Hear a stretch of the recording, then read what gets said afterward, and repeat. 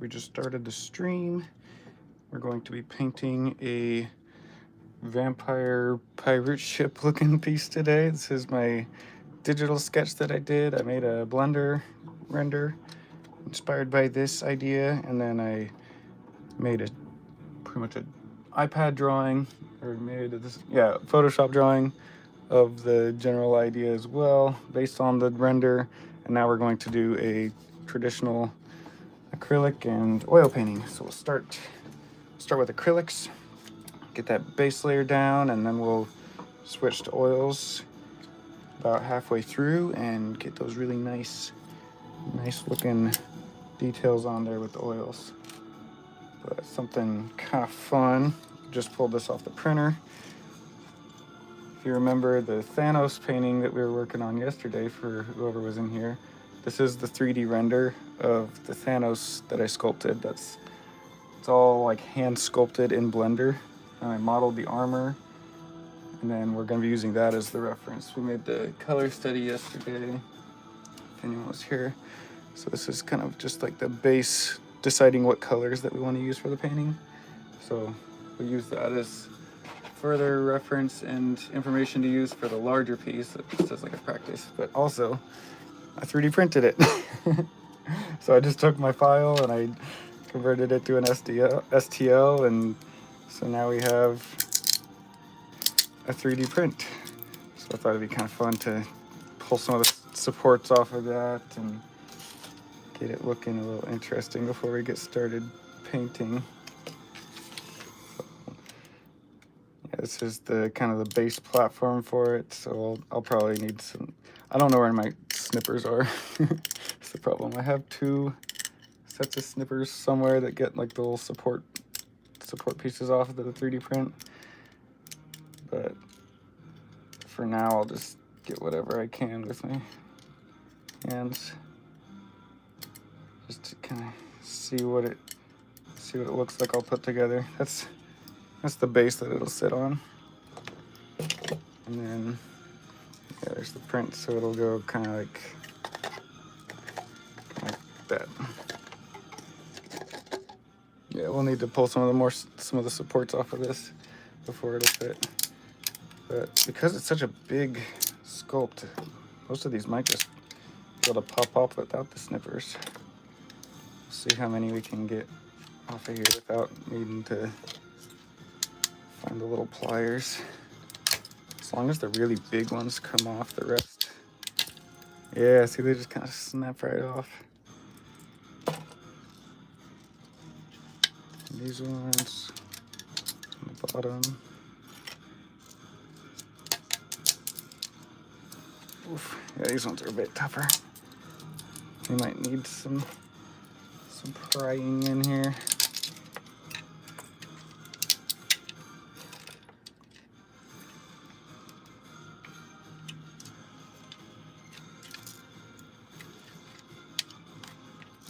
Yeah, definitely gonna need the pliers for some of these. Yeah, we got our 3D print.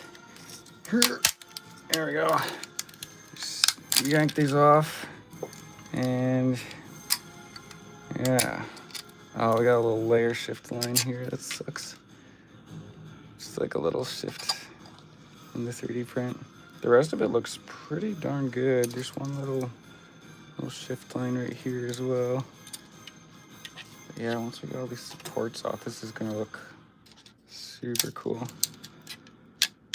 Especially off of his face without breaking the helmet. That's the main thing, is we gotta yank these off without breaking the actual print. Oh, I think I just actually, because it either only printed half of the helmet or I broke the other half of the helmet off already. Oh, I didn't notice. I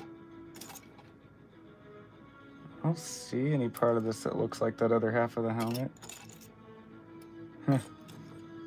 I'll review this video. Let's see if I have that other piece of the helmet, or if it just didn't print right. This was the bottom part. Oh well, it won't be seen from that angle anyway. Here. And then once we get all the supports busted off, I'll go in and start sanding it down with probably my Dremel. Because it's such a big print, I'll just use the big old Dremel to get like this part looking smooth. Yeah, the trick is trying not to bust the supports off without busting the actual sculpture. But at least his face is looking pretty good. This is so cool to see something that I made digitally in Blender and then be like holding it in my hands. It's very satisfying. Something that I can pry this out with. Yeah, maybe I'll use this. This is another support removal tool, but it's really all we need is to grab this stuff down here and get it pried out.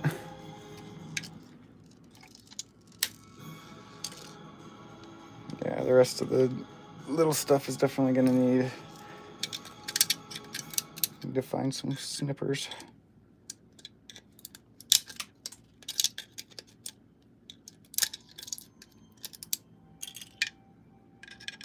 I got most of it. It's just this back area, and then like right under the chin right here, we'll need some. Looks like most of the rest of the print came out pretty good. It does not look bad at all.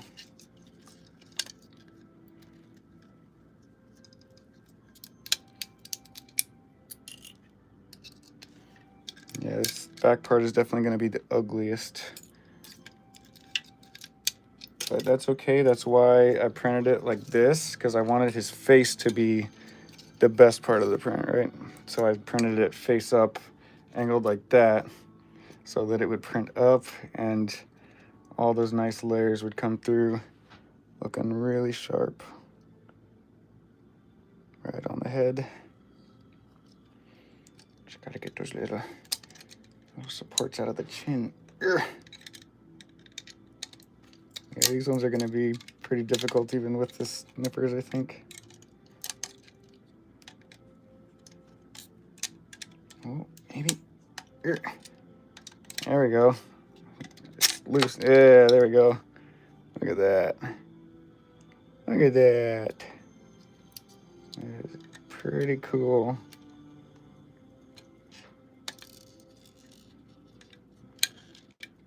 I know I said like 3 times that I was gonna wait until I find the snippers to get some of these, but I'm stubborn like that. Yeah, that's pretty cool.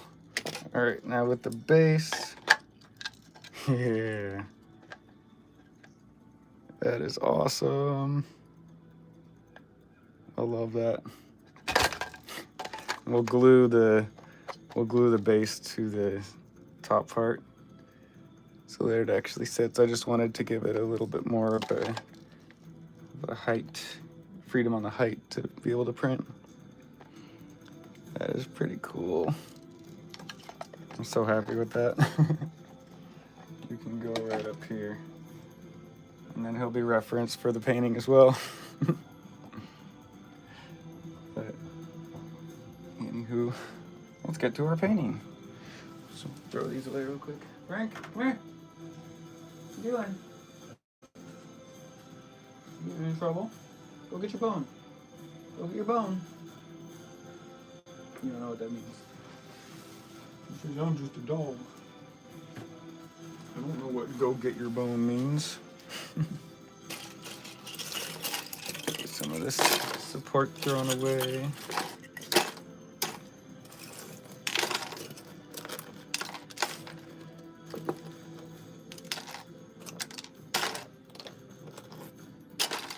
And now we can start painting.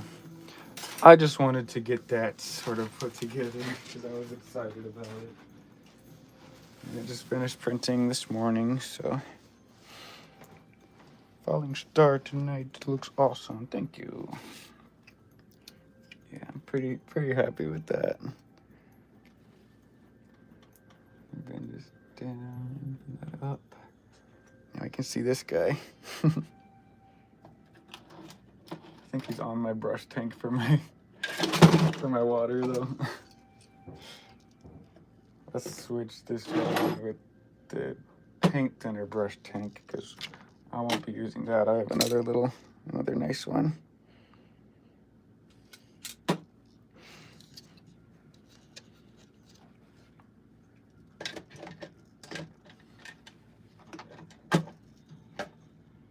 Okay, I'll put him right there. All right, let's start on this vampire ship. We've got the reference made. We got a 3D Blender render made. Got paid for the deposit for the commission. That's an important part. All right, so we're just gonna go in kind of like we did with the Thanos. If anyone here was watching the Thanos painting from yesterday, and we're just gonna start blocking in with the acrylic paint, just being kind of loose and random with it. I want these sails to look very like torn and tattered, like they're being blown around in the wind. And we'll just kind of do this over the whole thing. Everywhere where there's dark, because what we want is a nice grayscale painting to work off of.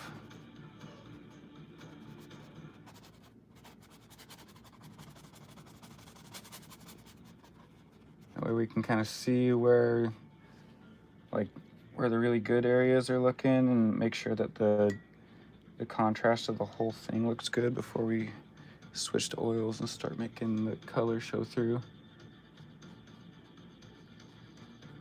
And this big brush is just gonna work really well because we want this all to look very loose and tattered.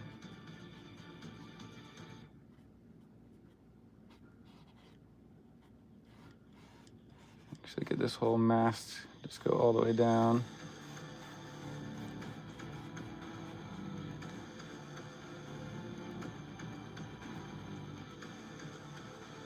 Little crow's nest area.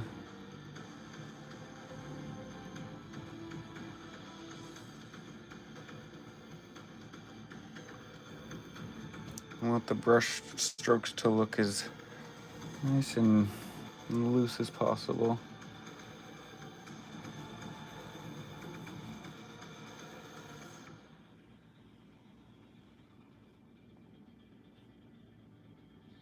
Like broken wood and mangled sails. I want it to look spooky. Spooky and epic.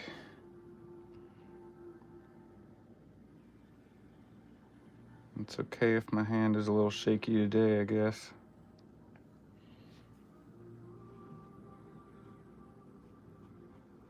Because the shakier my hand is, I guess the more like loose and random the painting's gonna look.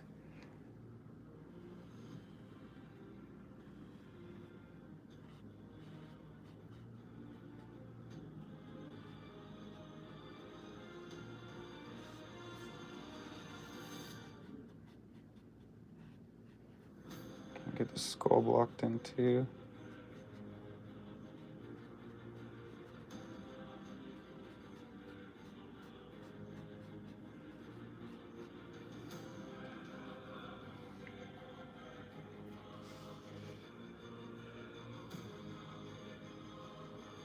Big piece of wood right here. Goes all the way across over here.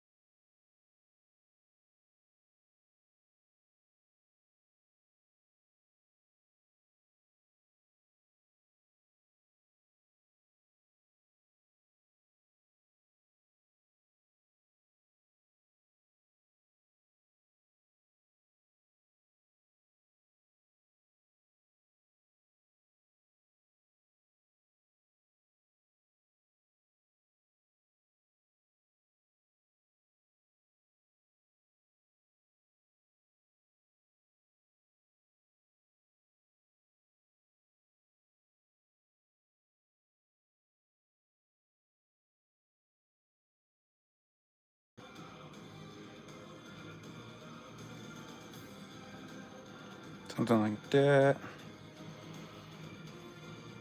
And let's get the shape of the ship looking ship shape. I'm gonna leave that fairly transparent so we can see where those like rib cages are. I don't paint over them completely.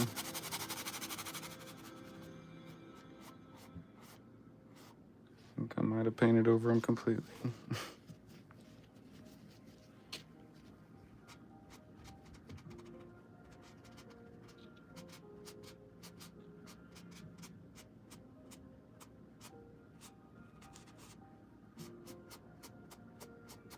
There we go. So I can still see them. I can actually paint in the shadow right now, I guess.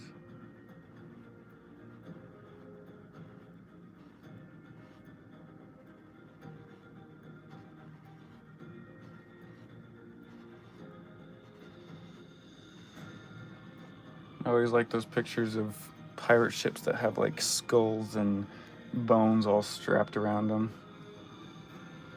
I think that's super cool.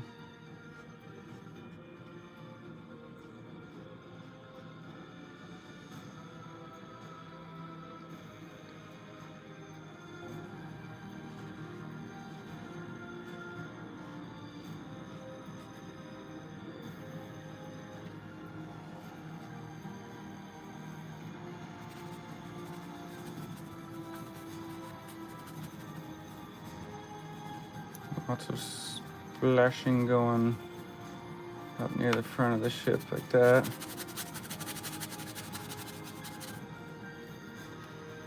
Painting ocean waves is not easy. I've only done it a couple of times. It looks cool, it's hard to get just right.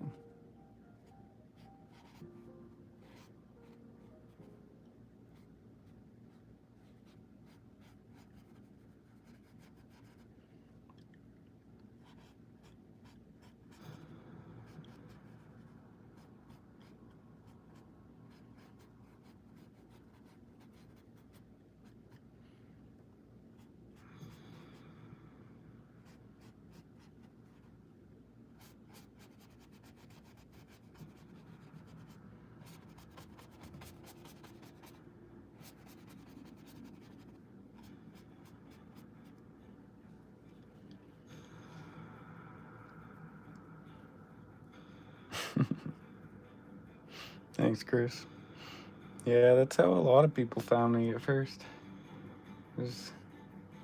I still get that comment at conventions like all the time, like, "Oh, I've seen you on that one app." I'm like, "Well, here, take my card, because I have real platforms that I actually post on."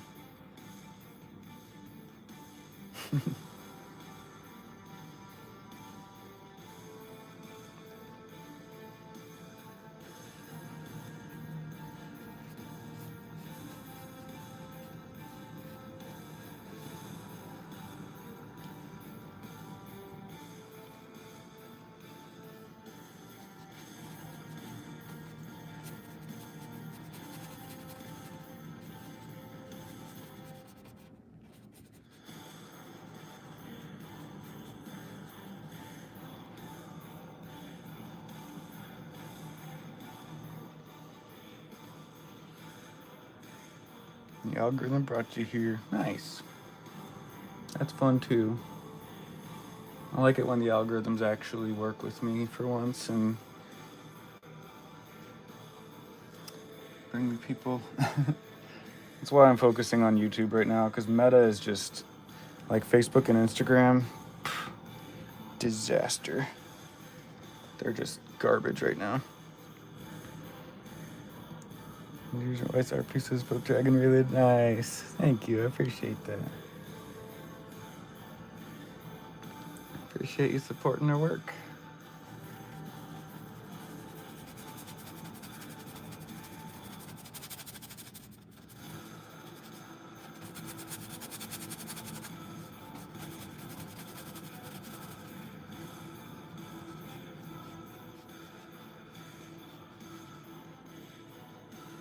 Alright, so we've got the basic ship shape blocked in.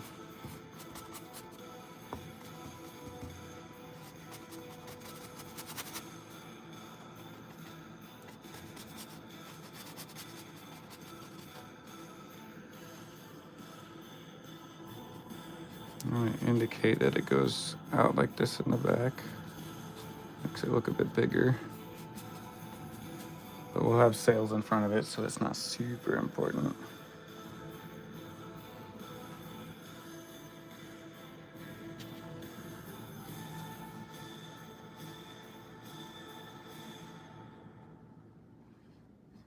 And then once we get all this blocked in, I'll start doing the background. I like to work in layers, especially with the acrylic block in. I like to sort of get the whole thing sort of figured out before I get super far in the piece.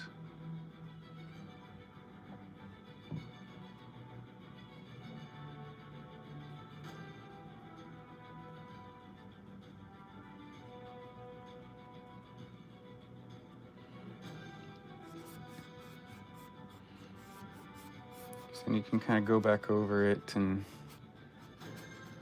get more stuff figured out, but the layers are still there to work on because they dry underneath, and then you can kind of paint over them again. I know I want the corners to be super dark. Some good motion in this piece. Lots of flowing and shifting waves. That'll get the really nice silhouette shapes. Even with waves, you need good silhouette shapes to show what you're going for.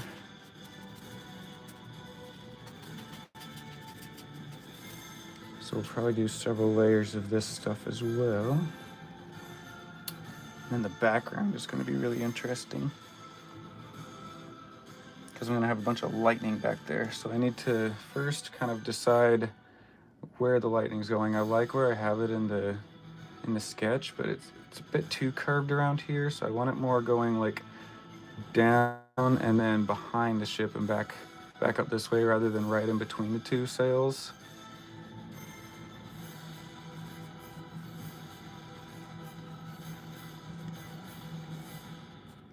Just while I've got that going.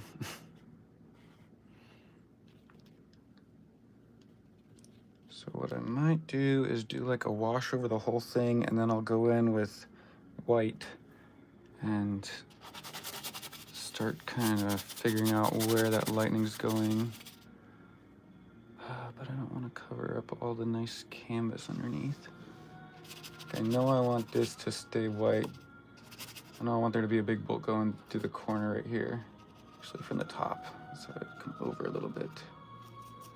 The trick is to leave the white there. And we'll thin it down over the top of where the ship is so that we can still see all that nice detail up there. We'll leave a lightning bolt going there. And this. So you want nice silhouette showing through. Maybe right down here, leave a nice lightning bolt coming there.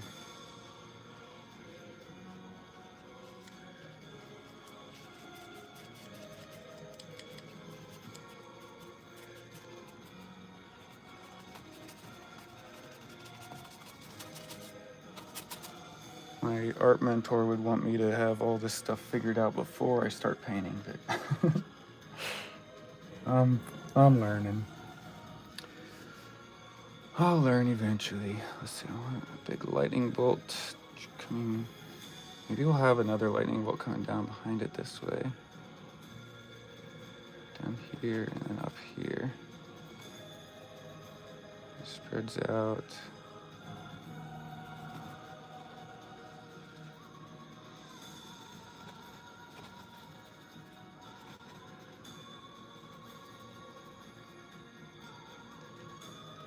trick is to try and keep it looking really random and all over the place.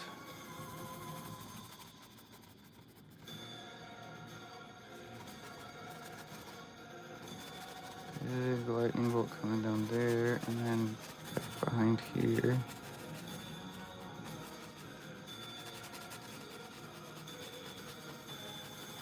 Just want to leave the canvas white wherever I want a lightning bolt.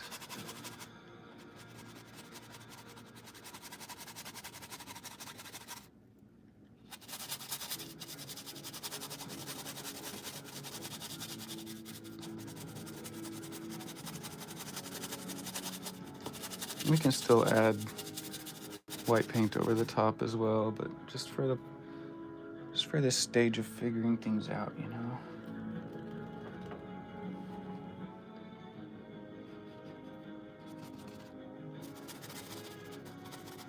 Lots of texture in the canvas back here as well.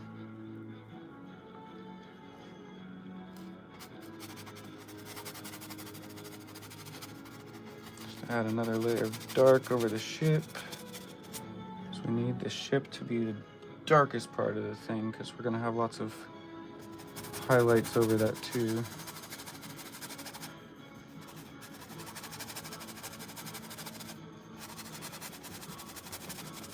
I want the whole thing washed with this Payne's Gray, except for where the lightning bolt, where the brightest parts of the lightning bolts will be. We're just painting in grayscale for now.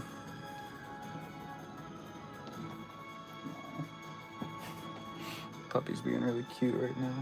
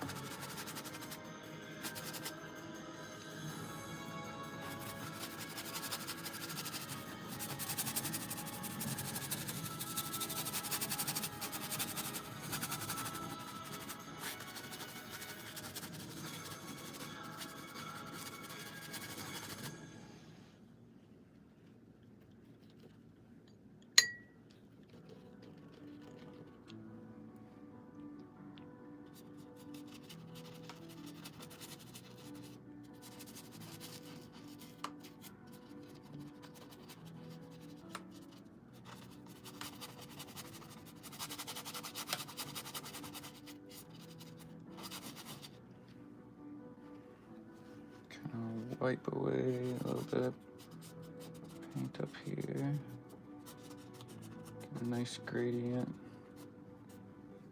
I'd really like to keep a lot of this texture showing through. I think that'd be cool.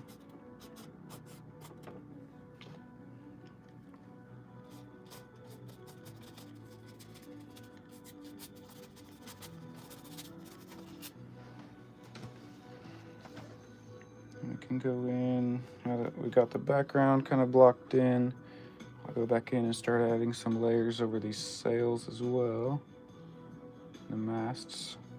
So we need those to be really nice and dark and silhouetted.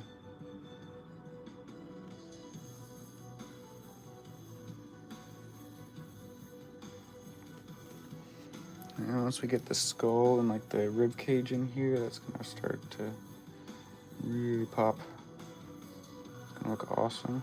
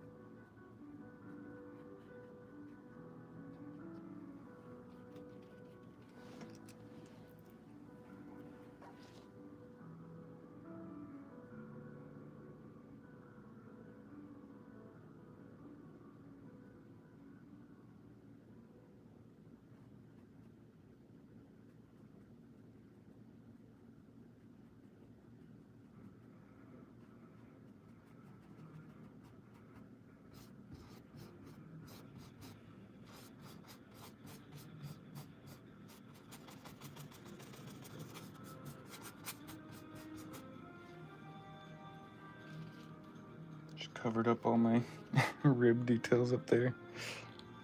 Oh well.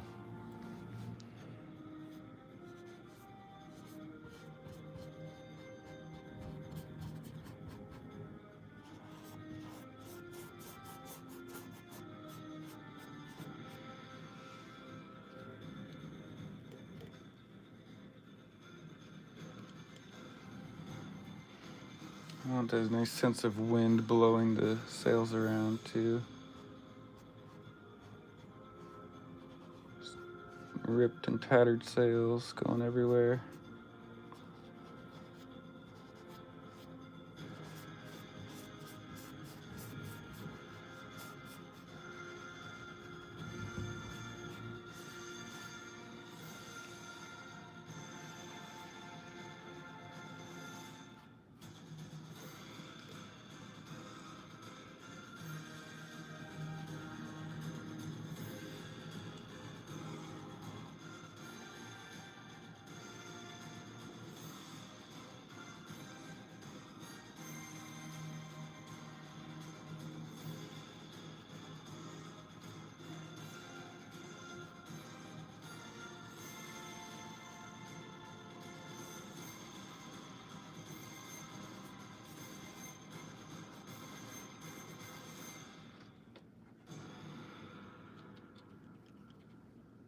The contrast is definitely starting to come together. Starting to look kind of interesting.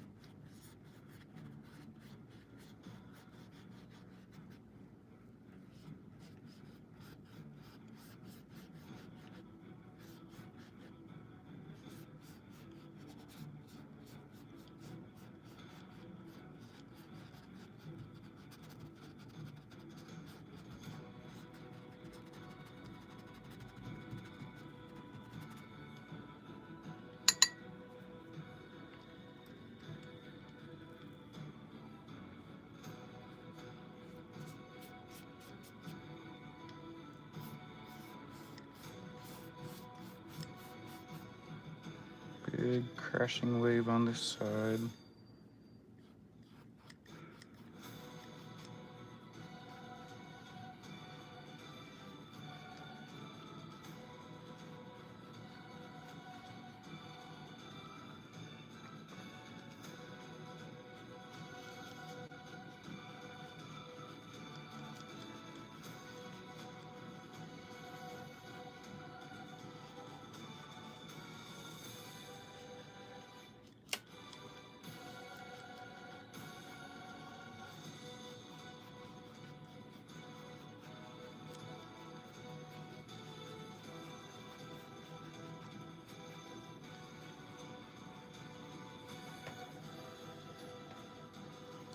And this is why we do the acrylic underpainting first, so we can get some of this stuff kind of figured out beforehand.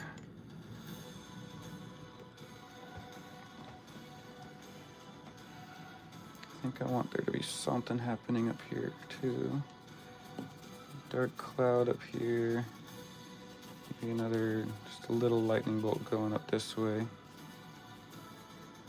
So all the information in the painting, you want it to be working for you, not against you. You want it to have reason for being there.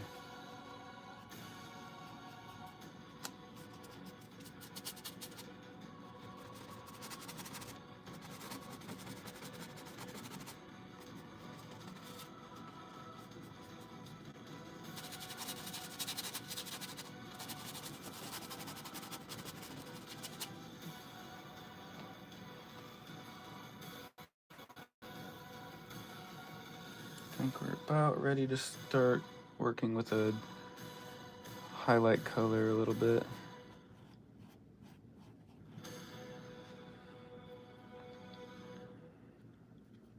So we've gotten a lot of the dark in, but now we need to start kind of playing back and forth with the light as well.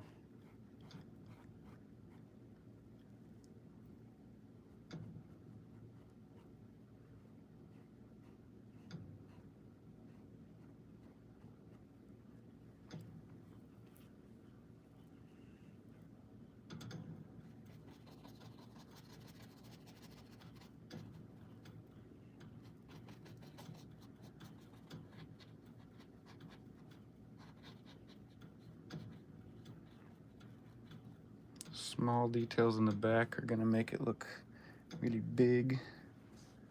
Just gonna mess with the scale too.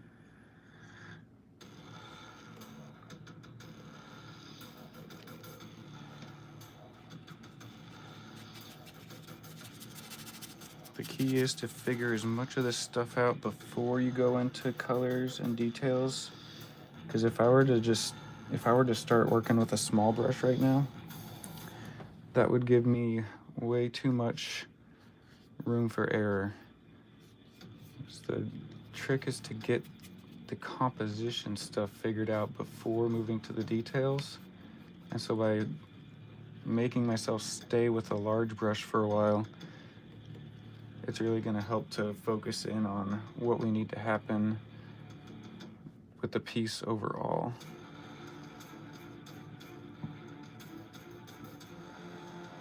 Because if the piece doesn't look good in grayscale, it is not going to look good with colors or details. Gotta have it look good in both in grayscale, and you need to be able to step back and look at it from a distance and be able to clearly see what's happening and like what I'm going for. So that's why I like having the phone, even if no one's like chatting with me or anything, like even if I'm just painting by myself for the most part, it's okay, because I look over here and I'm like, oh, because I'm seeing my painting as like a 2-inch reversed.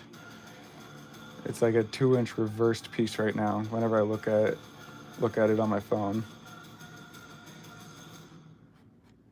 And that's actually great for what I need, because I need to be able to see if what I'm doing is working. That's why I like to stream, even if like the algorithm doesn't always bring me new people or bring me people that even want to see the stuff. It just having that little screen gives me so much information, and what I need right now is information on what to do to make this piece really pop. I need as much information as I can get.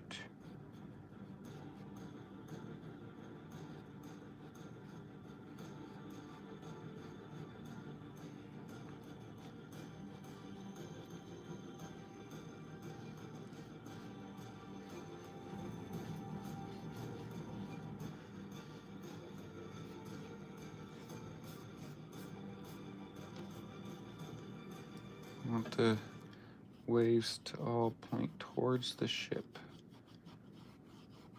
like it's pushing forward super fast, just blowing in the wind all the way up there. It could look like big waves crashing back there. It's pretty cool.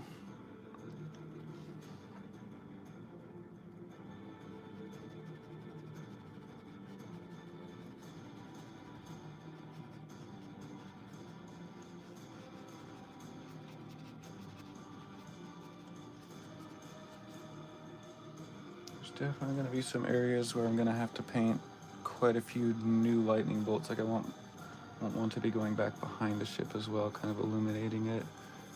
I'm coming this way. And that's where we'll start painting in like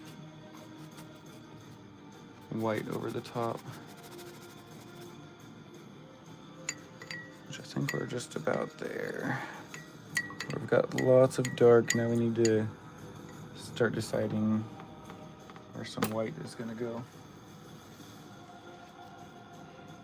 So I want to actually keep the back, like everything except the sails, pretty much. I want to keep everything fairly like Payne's gray color schemed.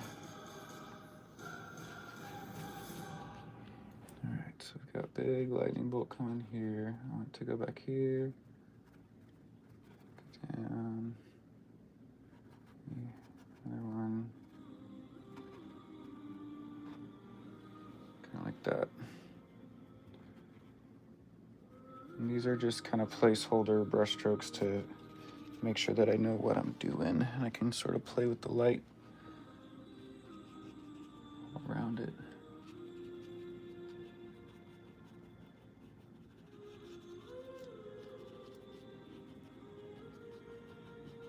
Good silhouettes.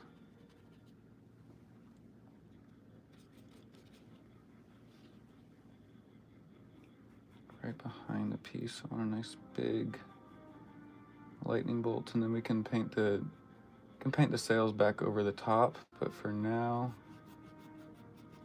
I just need to decide kind of where the lightning is going.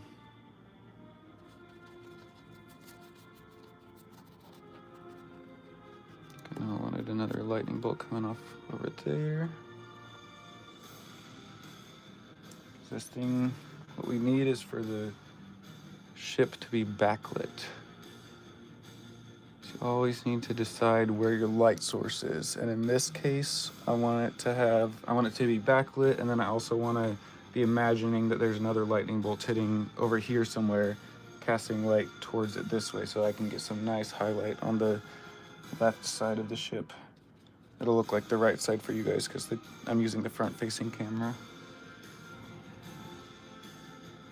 But it'll get us a nice light source. Painting lightning, it's also important to remember that lightning bolts go over the top of each other too. Can't have lightning all going away from each other. Which it generally does go away from itself, but there's also going to be instances where it's going to be going over the top of itself as well. Because it's just completely random arcs going all over the place. Getting smaller at the end.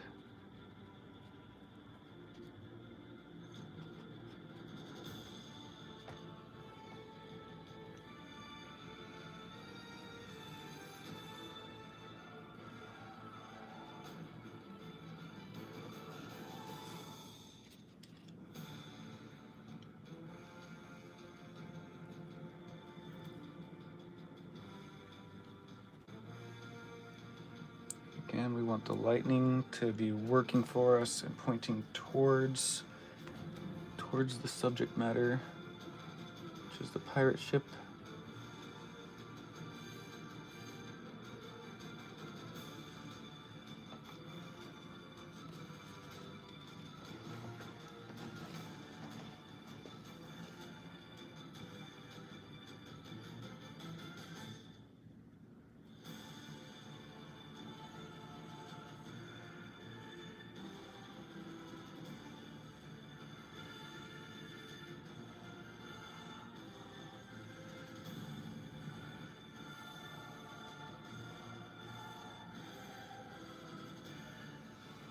And we'll go back over and paint the sails again.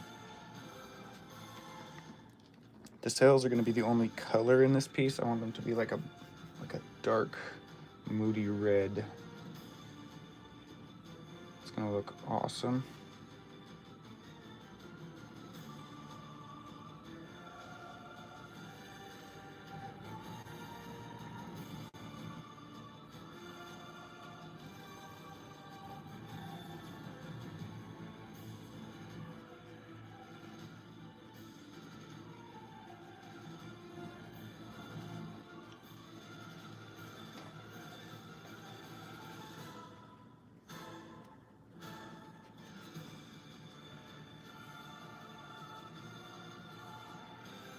Not all lightning needs to be coming from the top of the painting either. Because in perspective, the lightning could be showing up way out in the distance. And so you'd only see it starting from like right here.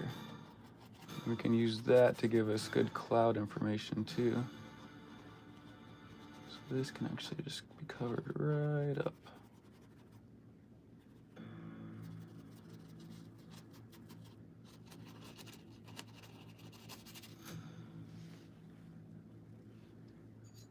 now that we have the bright color in there, I want to start working on the silhouette of the highlights as well.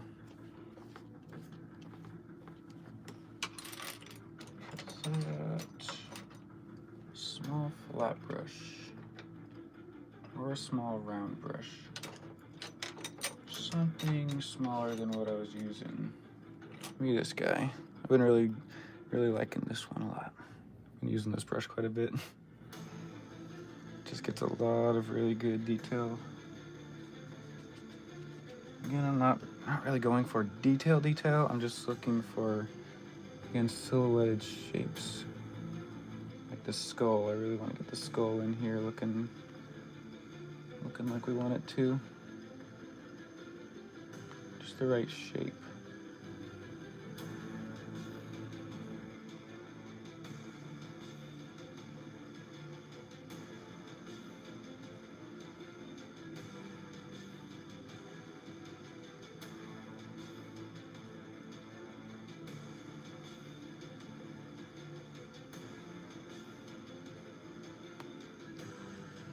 Just at the bottom of the jaw there.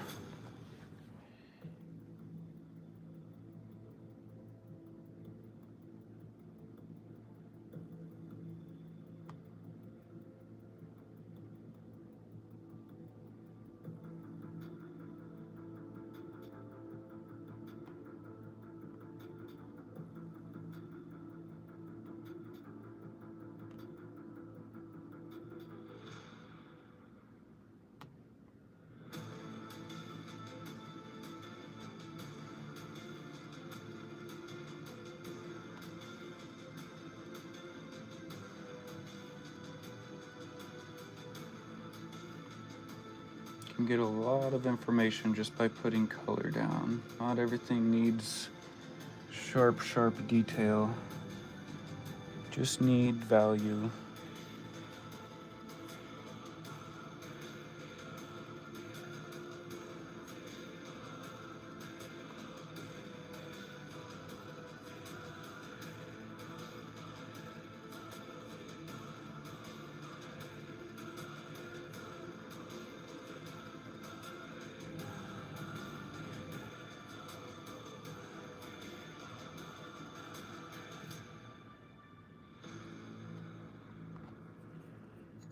It's definitely gonna need some work, but to start.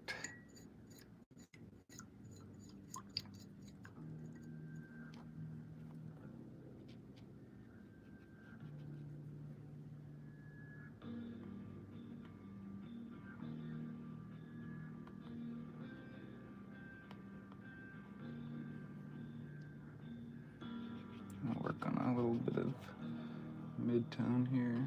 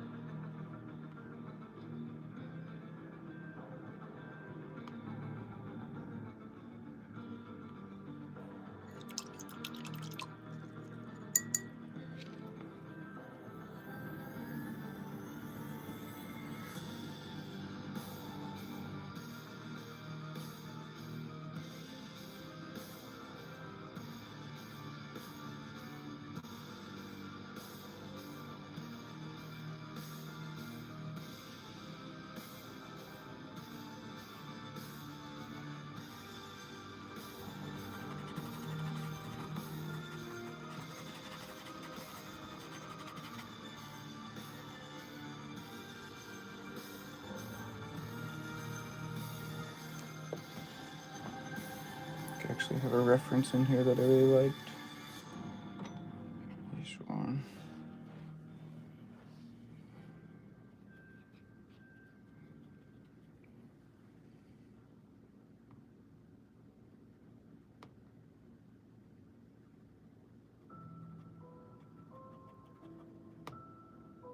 It's always okay to pull up a reference. You need to remember what a skull looks like.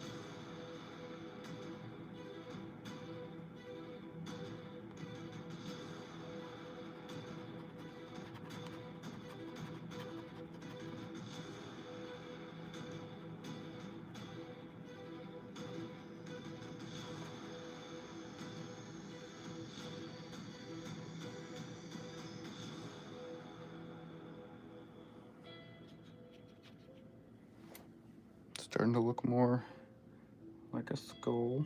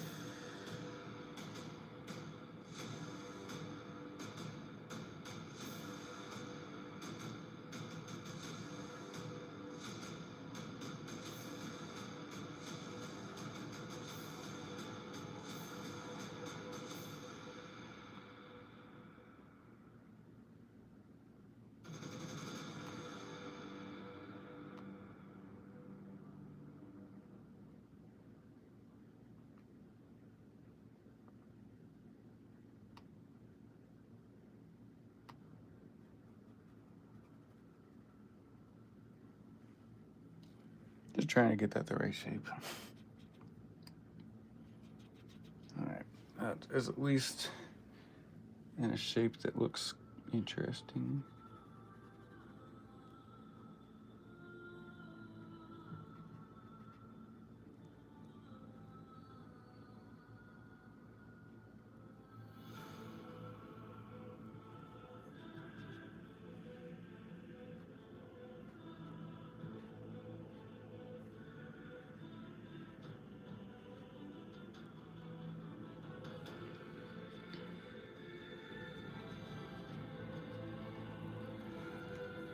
You're so good, thank you.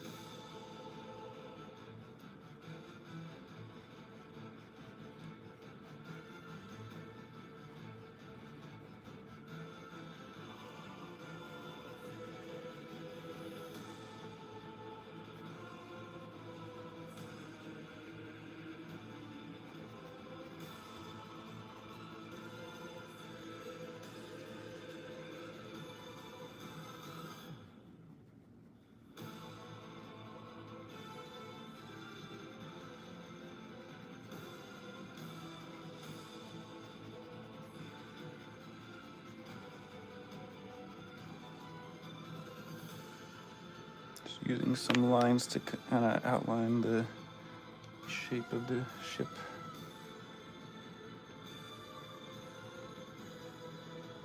Some like rib shapes coming off of this as well.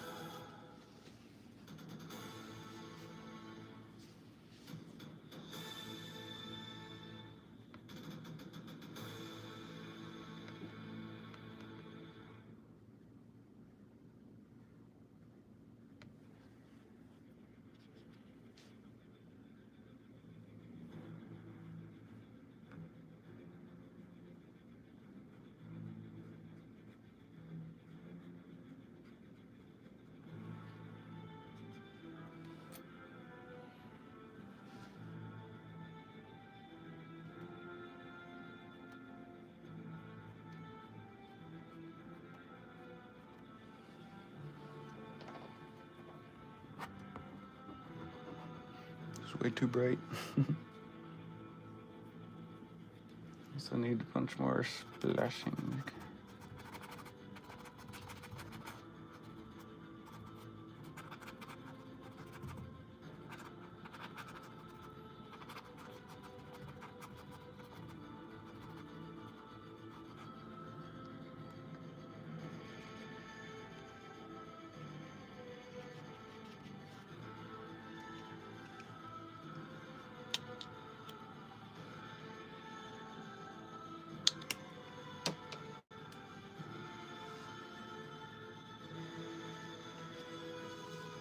A bit of mid-tone here.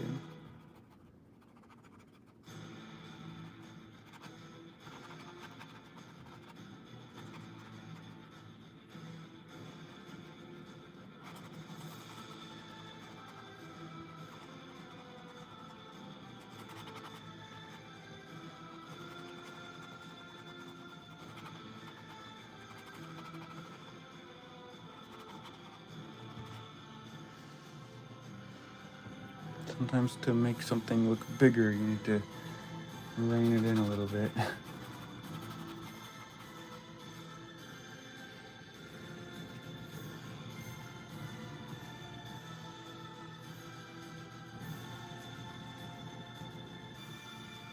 Definitely think this skull might take me a few iterations before I decide on something that looks right.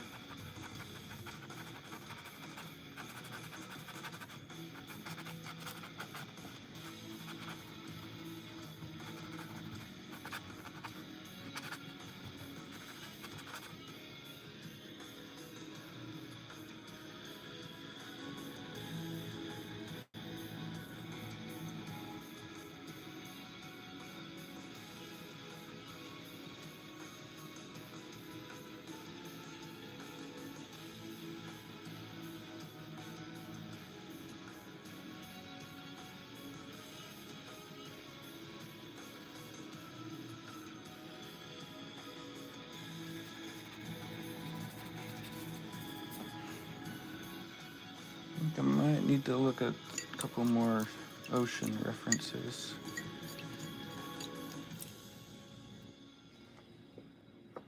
Just to make sure I know what I'm doing. See if any of these got anything interesting. I like the light coming between the ship.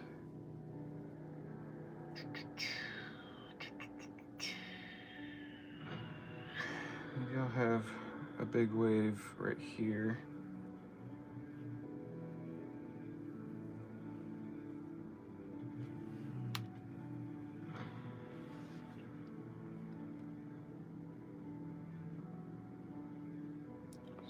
Storm, ocean, waves.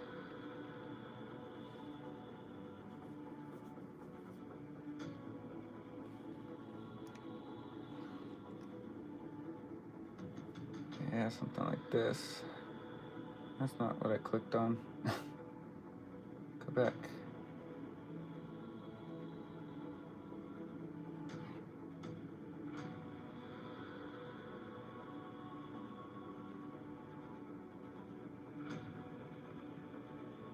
That's what I want.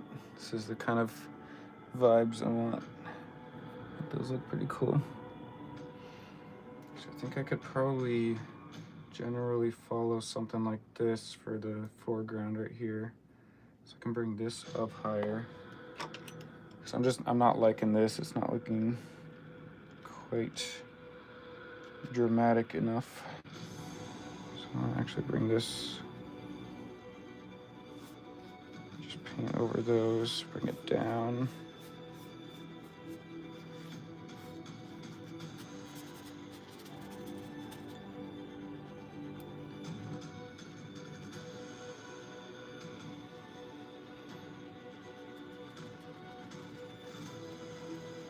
This one will go up, connect there, and then we'll have, I've already kind of got this going.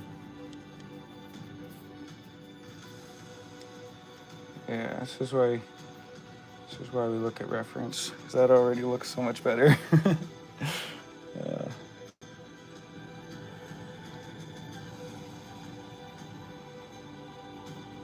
Really dark in the background.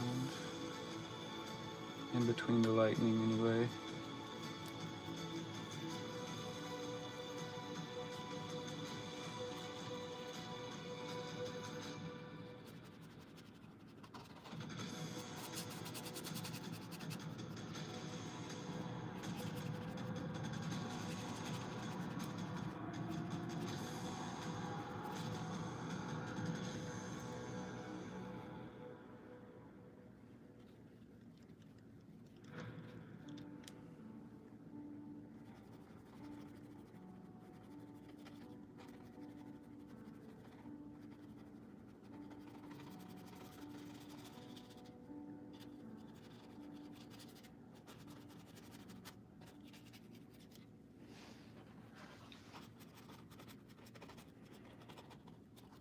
Clamp those lightning bolts in.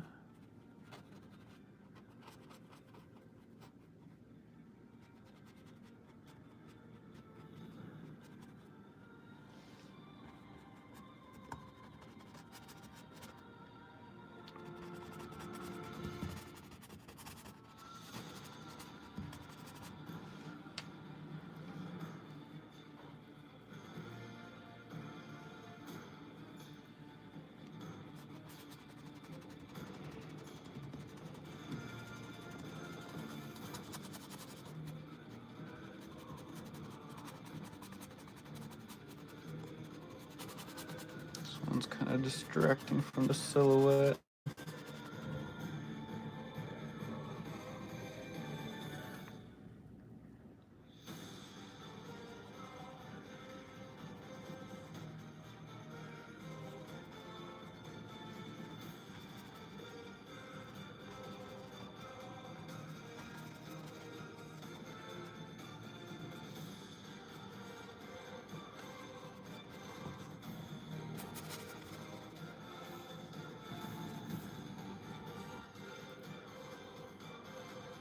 looking better.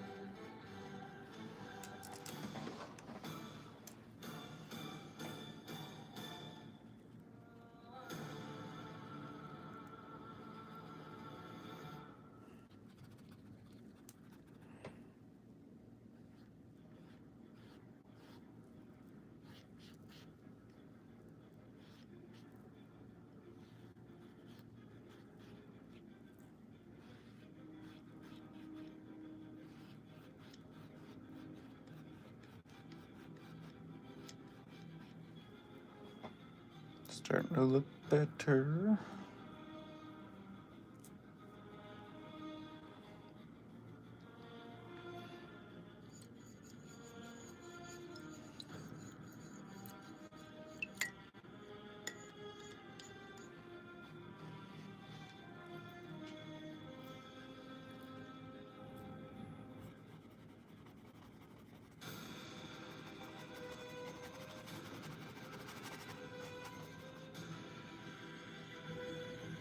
Sort of stain over some of these really bright details.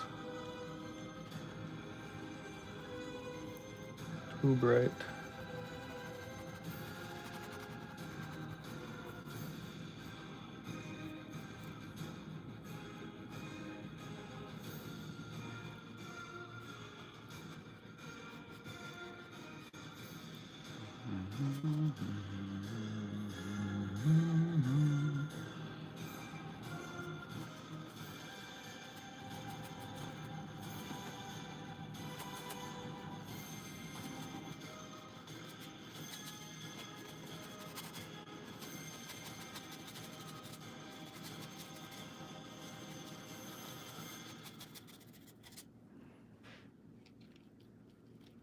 Getting close to the oil painting phase.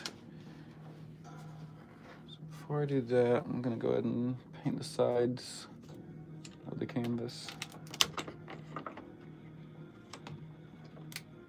so I don't forget it later. It's also super annoying to have to paint the sides in oils because then they take forever to dry. And then if you want to move the painting at all, just sticking your hands in wet oil paint everywhere. Not fun.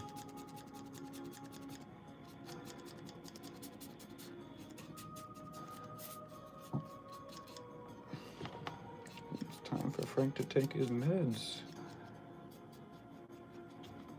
It is meds time for Frank. I'll do that as soon as I'm done painting the sides so that these will have a chance to dry. I'll give Frank his meds.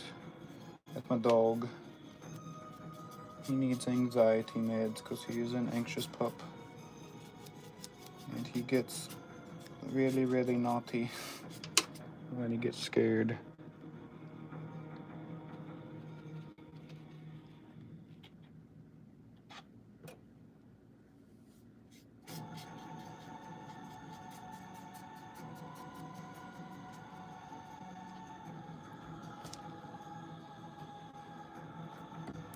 on this side. What kind of dog? He is a standard poodle. Very, very naughty 1-year-old standard poodle.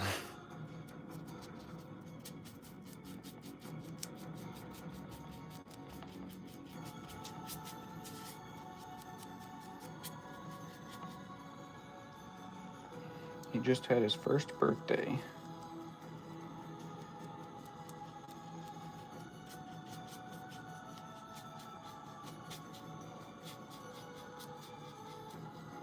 And I'm so excited because he is getting closer to the age that we can have him fixed. You have a toy poodle? Aw, that's cute. Baby.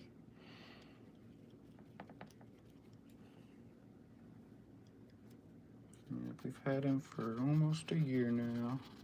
Well, I guess he was like 4 months old when we first got him. We've had him for like 8 or 9 months. He's gonna be a big boy when he grows up. He's still growing.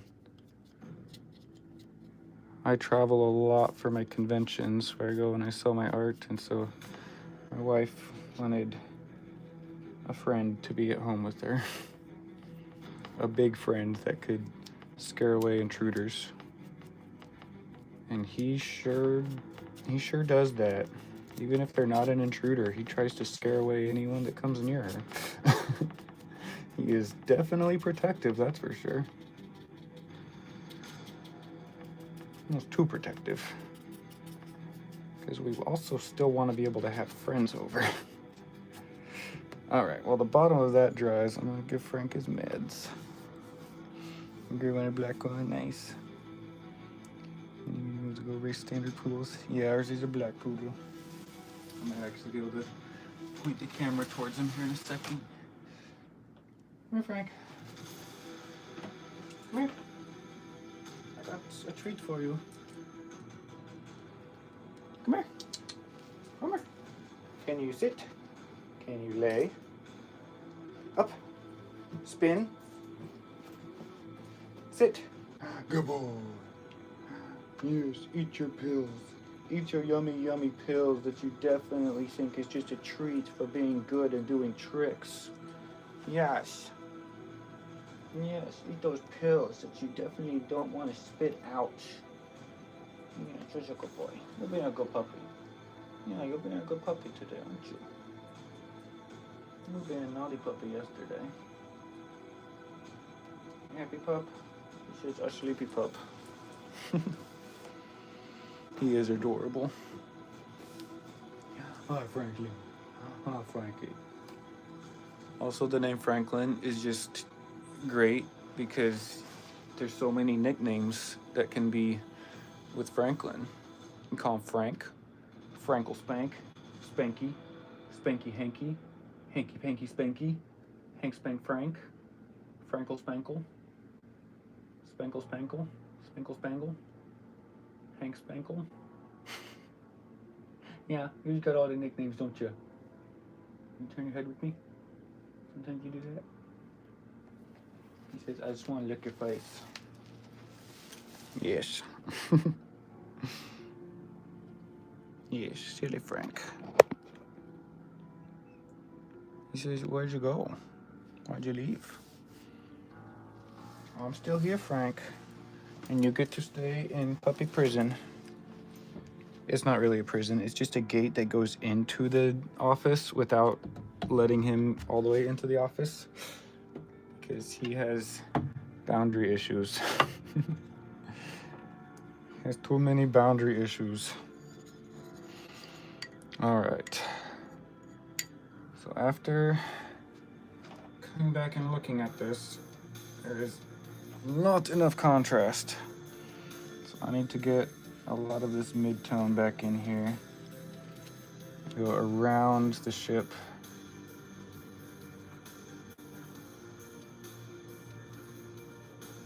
Because there is not contrast. It is way too dark. Just need to lighten up the sky back here. everywhere where there's not a sail anyway. In some places that there is the sail. Why did that look so far down? Oh, it's because the... Yeah, that already looks better.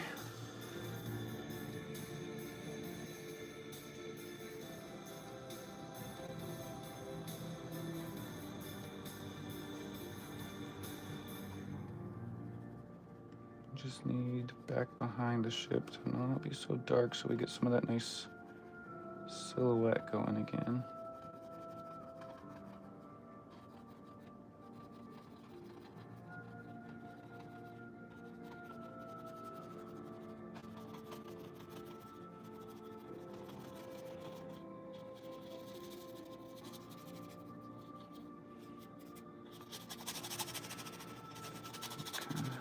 Fade over.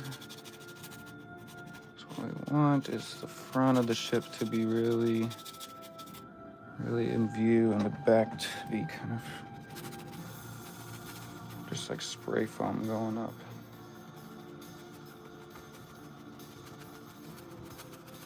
To add some scale to the thing. Blend some of those brush strokes out. Kind of go in and scrub some out again. Just a little bit here and there.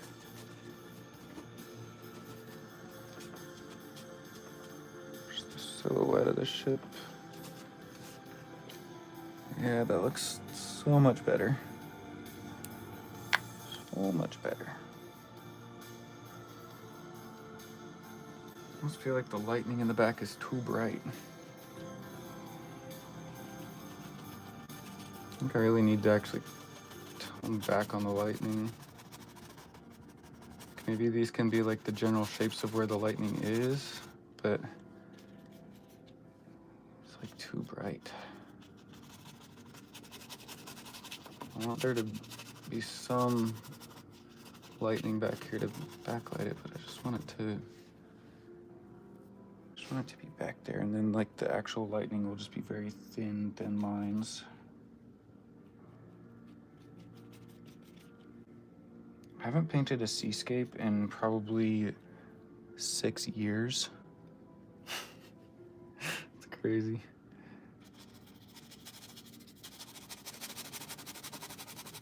I'll just use these as general guides of where the lightning will be, and then once we use the oils, kind of use those as general shapes where we'll put the main lightning shapes going. Okay. I think we need to work on the sails a bit. Doing it right now. Well, the thing that I have gotten better at in the last 6 years is learning on the fly and learning how to paint things that I haven't painted before. That's like the main thing is like in the last 6 years I've gotten really good at just learning how to paint.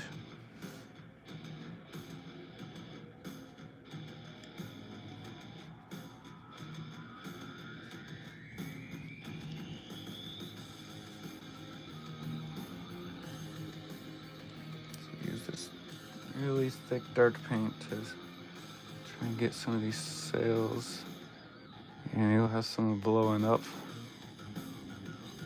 Look at that. Looks kind of cool.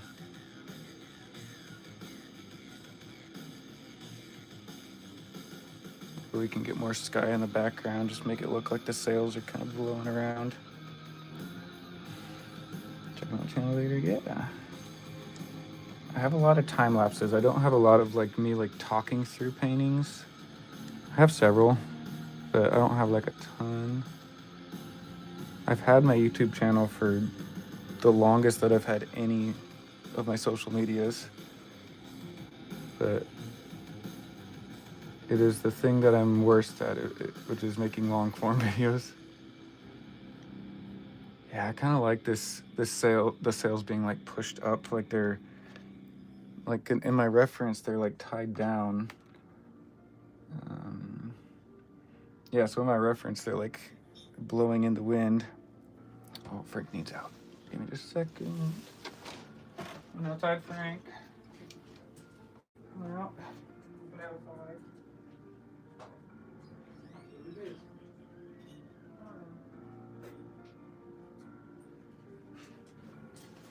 He always looks back at me like, how could you? How could you just leave me out here?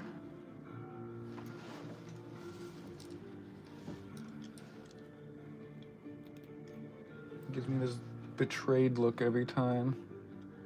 Okay, so we got these main sails here. I'm really liking this effect of like the sails just blowing in front of it. I think that looks really cool. And that leaves a lot of room for the sky, which is what I want more of. I want to be able to see the sky.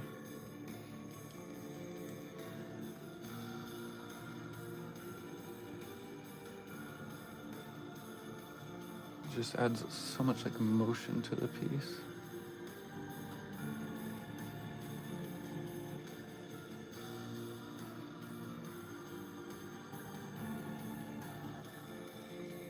Just with the big brush, it's so easy to make like these like wavy sort of flowy shapes.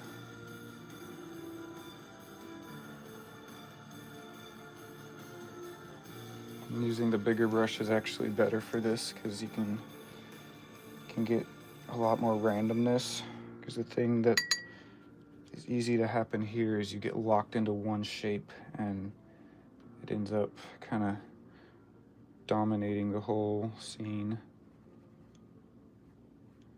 With having a big brush like this, you can kind of get in there and make sure that the shape is changing.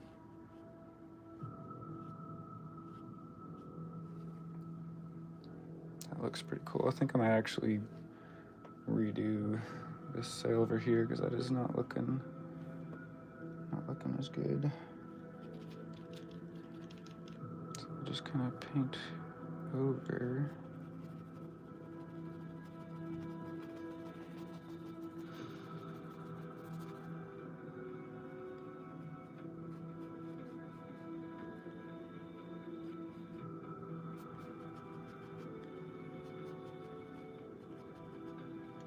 So we can have a lot more light back here. That'll leave our silhouette open for more lightning and crap. Just nice stormy sky.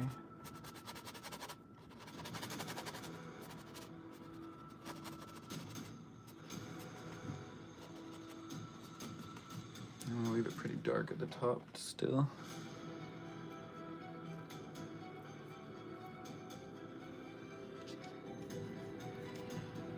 I will join the Guild of Imaginative Realism someday. That's a thing.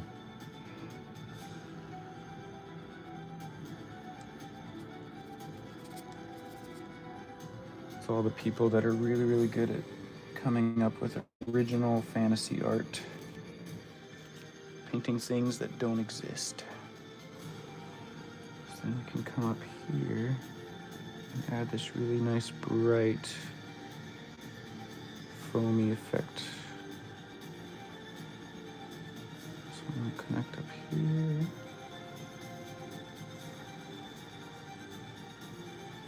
This foam ocean spray.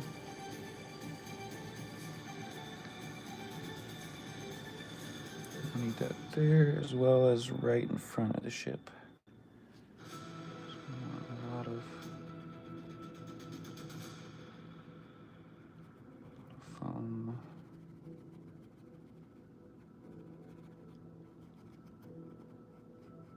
And then it like bending, looks like it's just kind of dripping off the ship.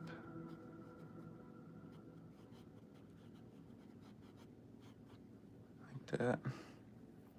Looks pretty cool.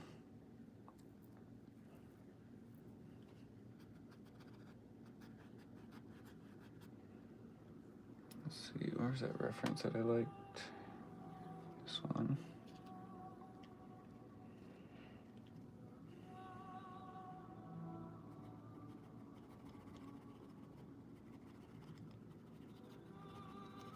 I want these waves to look like larger than life.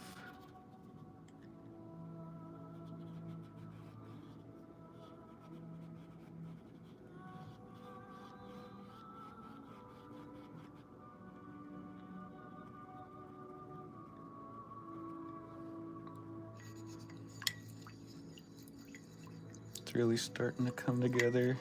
The silhouette's looking pretty good.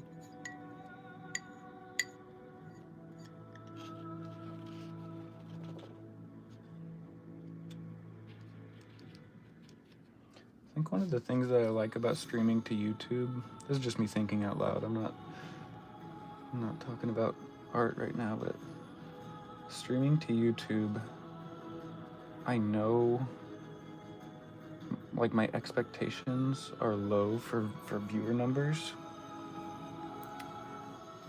because I only have 5,000 subs here, or 6 I guess. Whereas Instagram and Facebook, I have so many followers. I have 167,000 followers on Instagram. And when I go live, I'll get like 12 viewers of people just kind of popping in and out.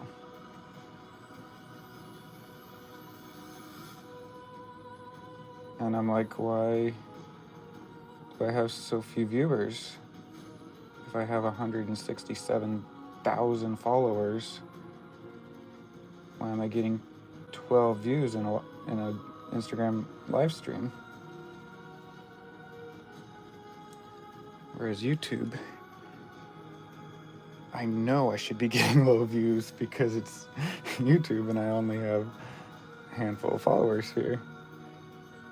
Like I get so frustrated when streaming to Facebook or Instagram or TikTok. I have 197,000 followers on TikTok and I get just no viewers. Just nothing. And I'm like, why do I do this? Why am I streaming here?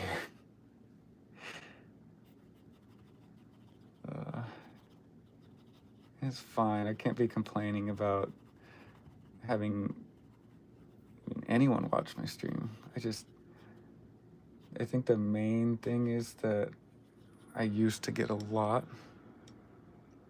Like I used to get thousands of viewers.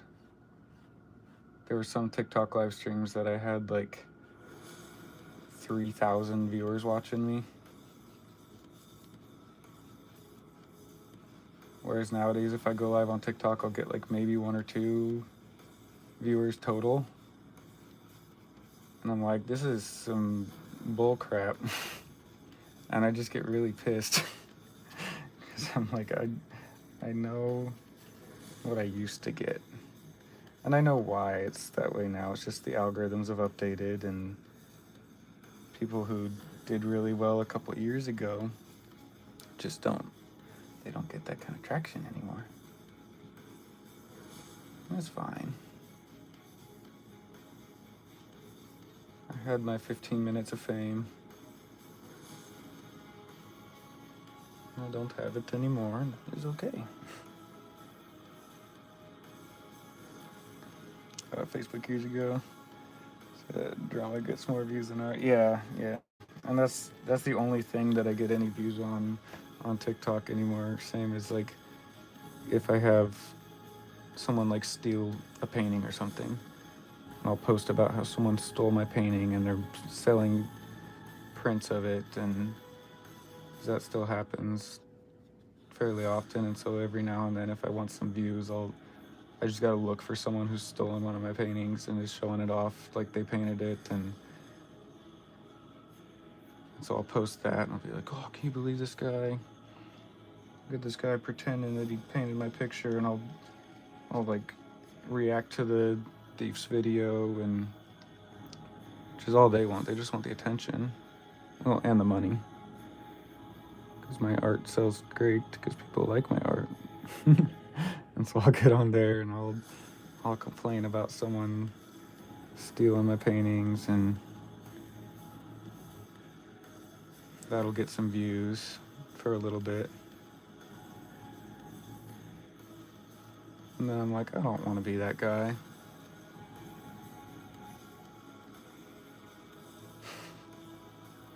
You've seen it? Yeah. Yeah, I don't want to be that. I don't want to be that annoying artist who just has to post drama anytime I want views. It's hard sometimes if I'm like going through a tough time where I have, like, this is how I make my full-time income, is by painting.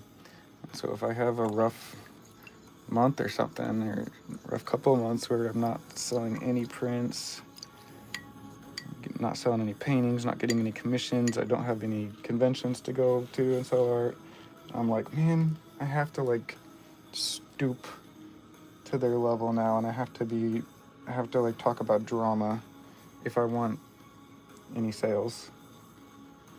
And I hate being that guy.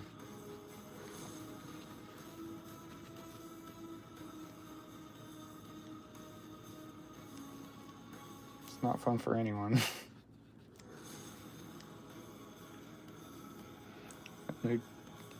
In a community a few months back, there's no drama. Every day I keep digging. Someone's gonna disagree with one another, but no, it's been a blessing. That's awesome. Is that here on YouTube or like a Discord server or something?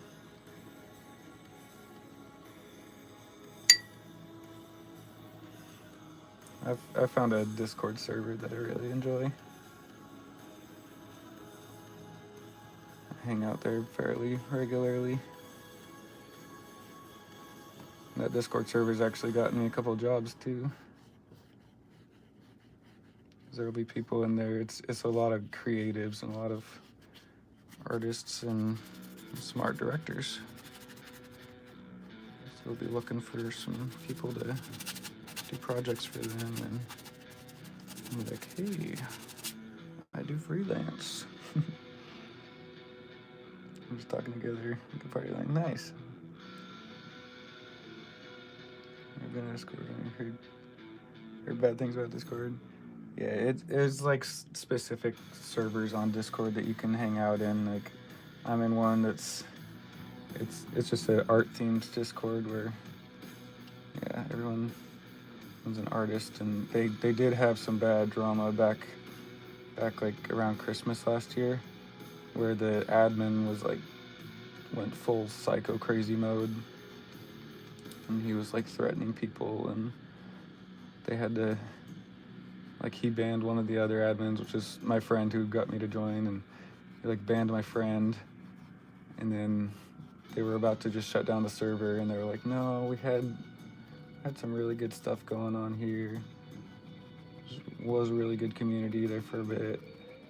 And they were like, all right, well, let's try and revive it and see what happens before we shut the whole thing down. And so they came in and kicked the dude out that was causing drama and just gave him the boot. He definitely needed it. He was awful. But since then, it's been awesome. It's been a really, really good community of people, that a lot of like-minded people, and just hang out, and a lot of us will just share our screens and make art together, and it's pretty cool.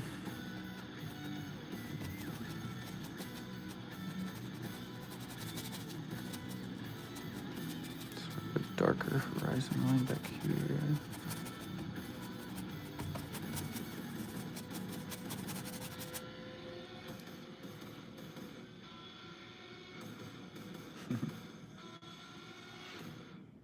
Link please to the Discord.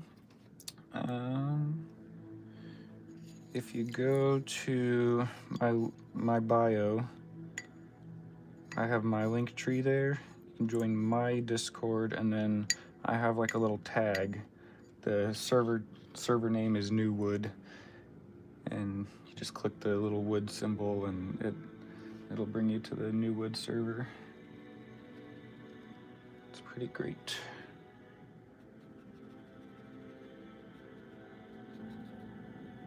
all like campfire and camping themed.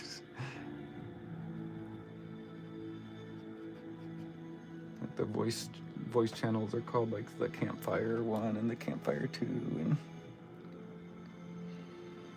yeah, it's a good one.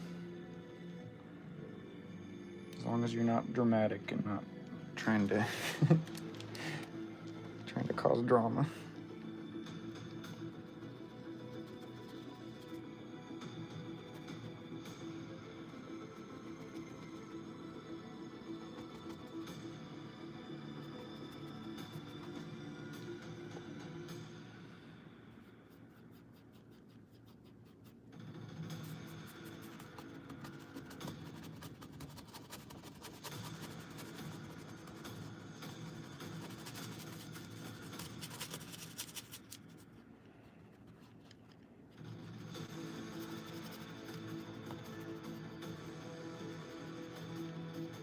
Trying to get this play of dark and light back and forth. Just getting there. Back into some mid-tone.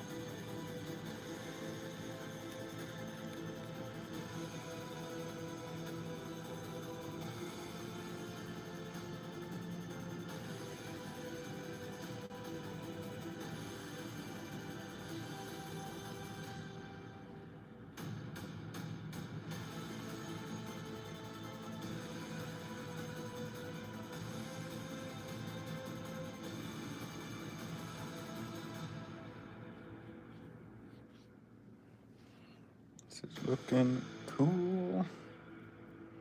I've been wanting to do a seascape for a long time. It's just something I haven't gotten to. And then someone hit me up on my Etsy shop the other day. They were like, hey, you open for commissions? And I was like, well, it depends on what you want. And I'm like, I like pirate vampire stuff. Okay, my whole house is like vampire pirate aesthetic. What could you do what could you do in that theme? And I was like, I could do like a pirate ship with a vampire skull on it. And they're like, perfect, how much? I was like, big quote, because I'm really busy right now. I give them a pretty high quote, and well, not super high, but pretty standard for what I'm doing right now. But they were like, yeah, sounds good. How do I pay you? Well, PayPal's right here. All right, here you go. Give me a whole deposit, and here we are.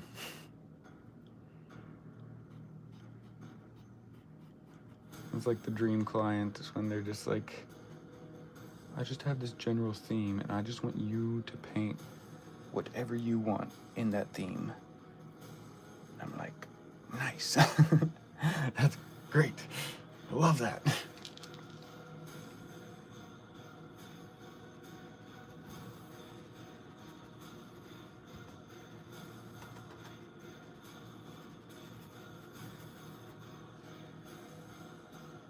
This big wave splashing right here.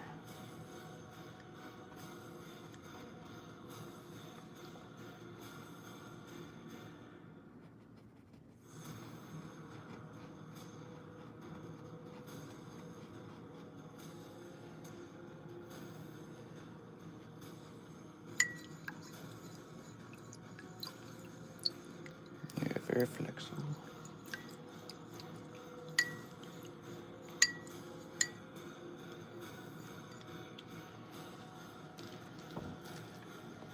So the only pure white that I'll use in this piece is like right around the skull, and then like just in the middle of the lightning up here. I'm almost thinking I don't like the positioning of this lightning. Or I might just like really tone it back. I want the background to be fairly consistently like this dark mid-tone. Not as dark as the ship itself, because I want the ship to be the darkest part. I want it to be a nice mid-tone gray. Just not feeling this lightning back here. It's just not quite working for me. Can definitely add some good like feeling to the back of the painting. Some nice ambience of having it all like grungy and messed up back there. With the texture. One thing that Scott Fisher does is he like splashes water and then like smashes it with newspaper. So it gets all this like crazy grungy texture back there. He's a Magic the Gathering artist that's really, really good.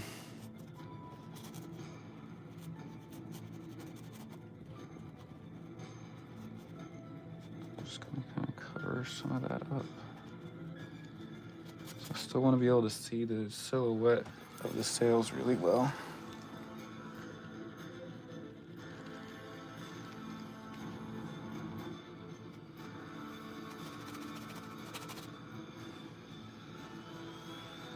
I want this main lightning bolt to kind of go all back behind here. Just very thin.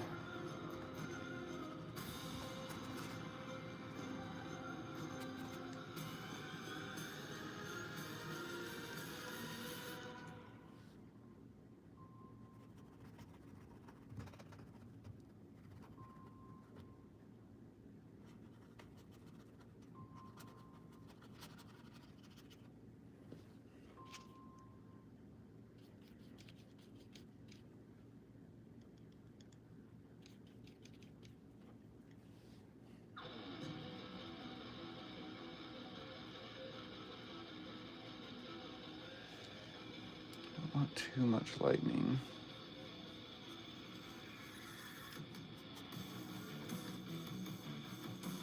Just enough to give me a good silhouette.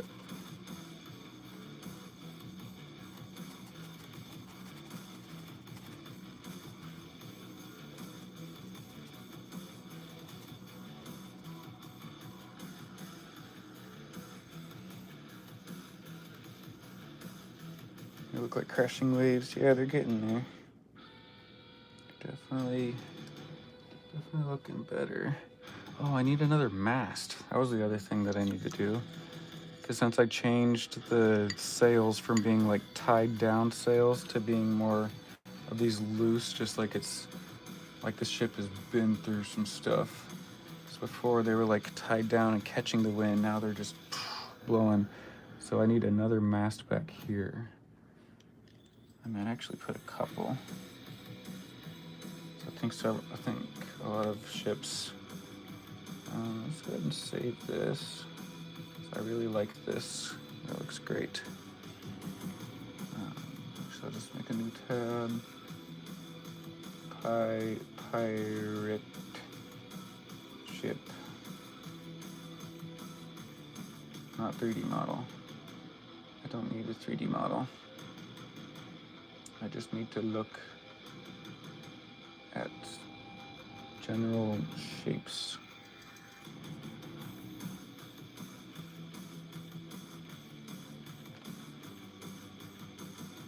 Alright, so this one has 2 masts. Looks like a lot of them have 2. Several of them have 3. I really like this. No, I keep clicking on one and it just... Ooh, here's one that I'm kind of... That's not what I clicked on. I want this one. This is kind of what I'm going for with the bones. So this one has two main ones, and then it has this one kind of coming off the front, which I could technically do that too, because I have this big rod coming off the front. I could add another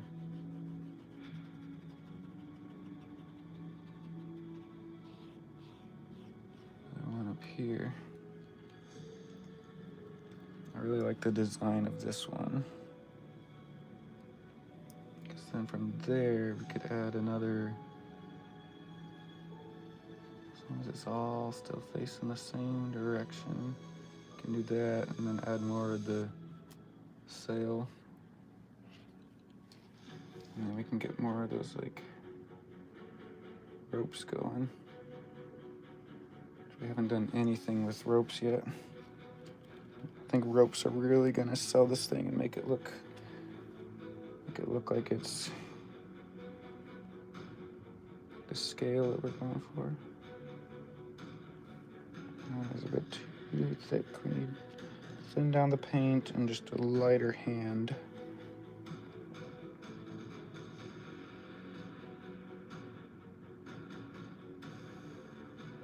To follow the curvature of the line really well. There's also usually ropes coming down, kind of holding them up. So let's get that second mast in there, first of all. This one I'll bring right up here. These are some big changes, but sometimes you gotta make some big changes to really get the piece to look better. We already have the masts back, or the cross beams back here, so we've already got that one. This one is bigger, that goes out here.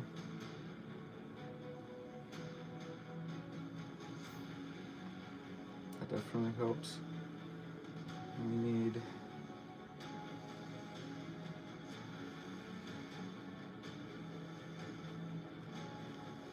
that up, and then we bring this way up.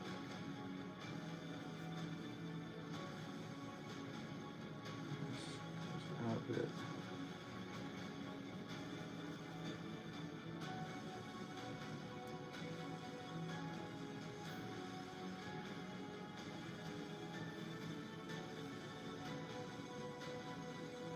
That looks quite a bit better.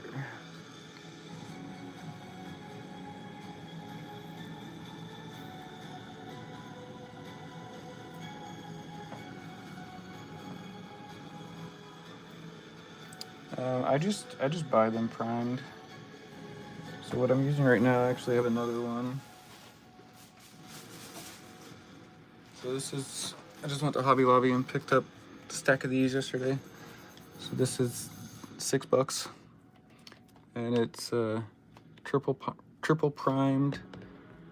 It's like medium texture, but it's very, very well stretched. Like these stretcher bars work great, and I've never had any issues with these specific ones. I also really like the Grandeur collection. These ones are like gallery wrapped, so they're like 1.5 inches thick. Yeah, I use these for like my really big paintings. But I just have an 11x14 just because I wanted a nice canvas if I ever got a 11x14 commission. I wish they had 12x16 in that Grandeur collection size, but alas, they do not.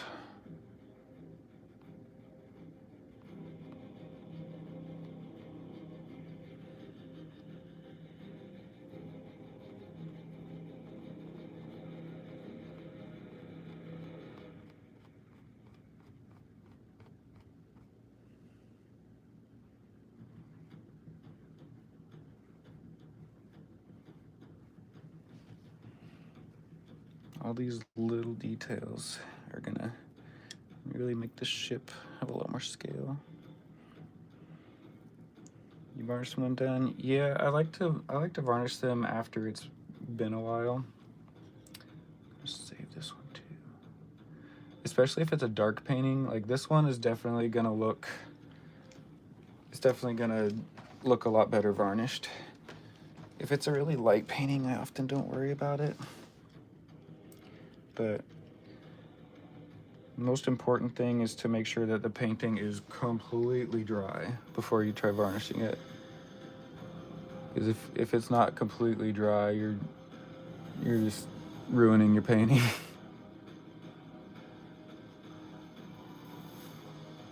we got a big one up here.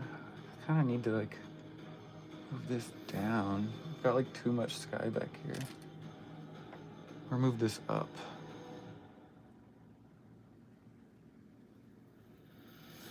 Like this one right here is just not quite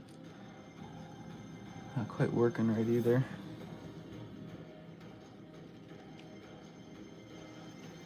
But that's why we do our underpainting in acrylic, so that we can make those changes.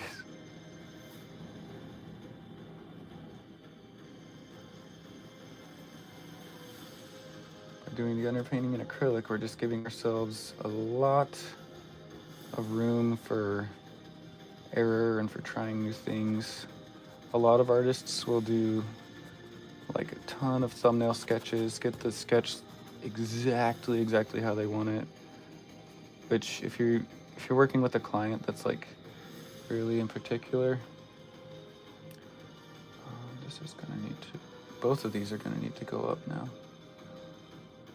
So we got the top one, got this one, got this one, got this one. How many bars go across? This one has 2, 3.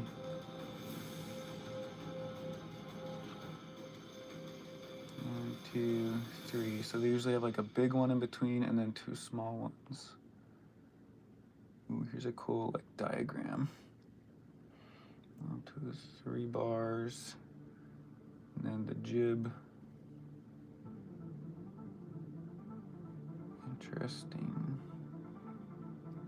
Ooh, here's a cool one. So there's like a big main one and then 3 small ones on top. Kind of like that.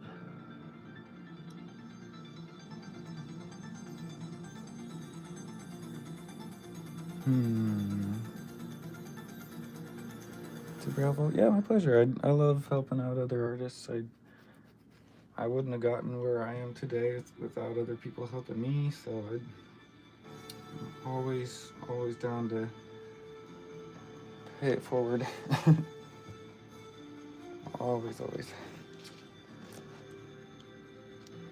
Anything you want to know about painting or process of painting or sales, whatever.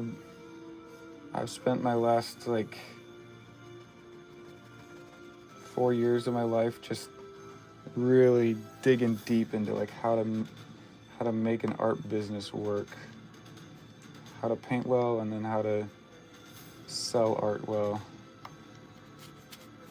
So any questions at all, I am an open book.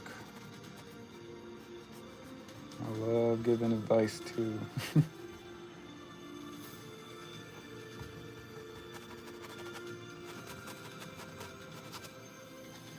Anytime you can get an ADHD person to talk about themselves, you know, we're having a good time. I love just jibber jabbering and listening to myself talk, and I am perfectly fine admitting that. Would it look better with another one in between? Really get the scale of this thing. So we got this one up here. Do I need to? Another one out here. I'm doing like some big design changes on the ship here.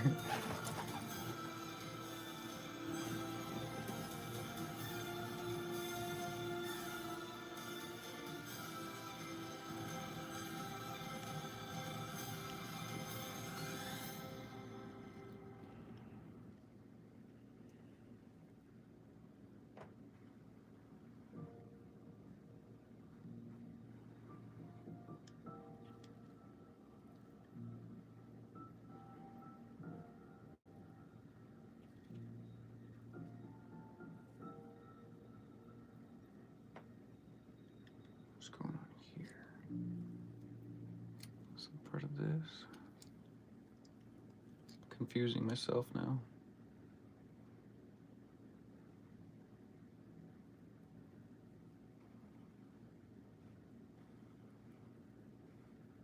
All these design changes are throwing me for a loop. It's mainly for the stream. It's mainly for the stream. I do listen to it sometimes, mostly when I'm like packaging prints. Usually when I'm painting alone, if I'm not streaming, I'll just paint in silence. I get really overstimulated by a lot of noises. So yeah, I often will just paint quietly by myself.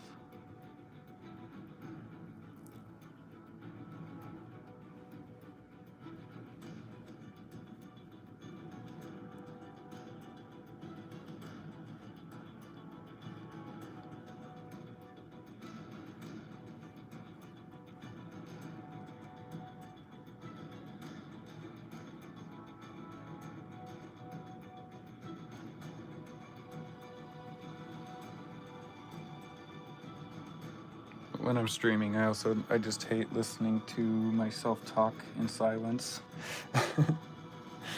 So I'll usually put some music on just because I don't like listening to myself talk to myself.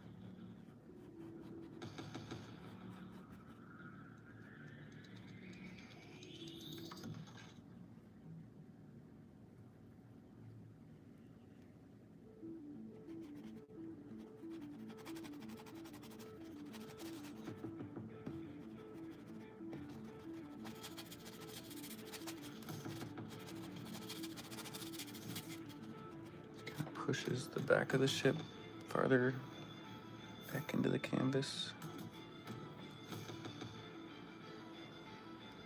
It's pretty cool.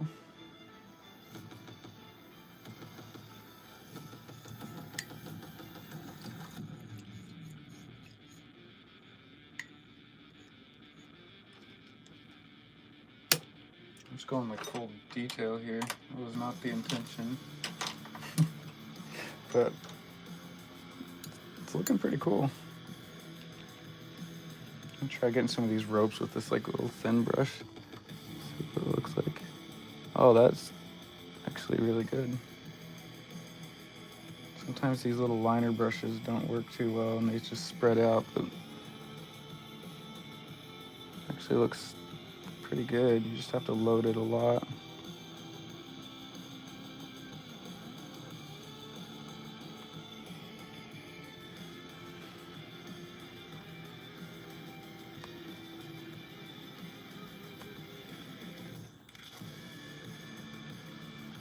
Lots of ropes on this thing.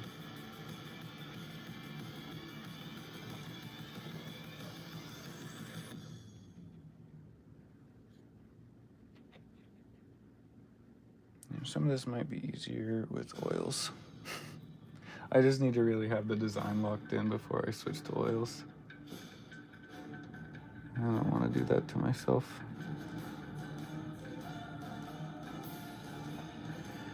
If I get too much progress done without having the design locked in, it's gonna be a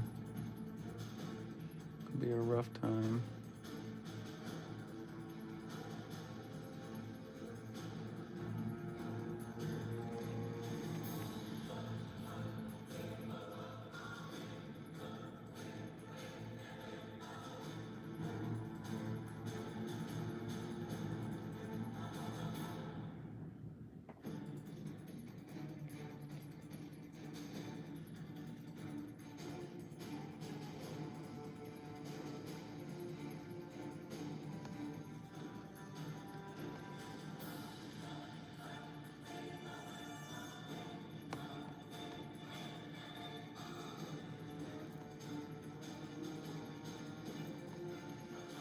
I think this is actually going to be a pretty good portfolio piece.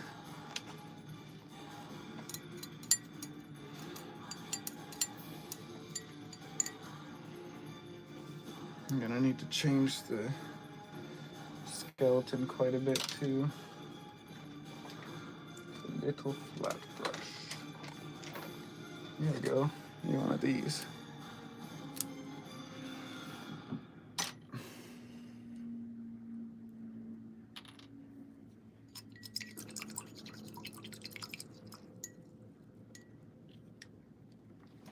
The skeleton to be looking up more. For that, I need the eyes to be more upwards. Like that. Here. Instead of washing a new brush, or washing my brush every time, how about I just have a highlight and a shadow brush? Smart like that. I don't want it to be actual highlight, I just want it to be a mid-tone that I can kind of tell what's going on.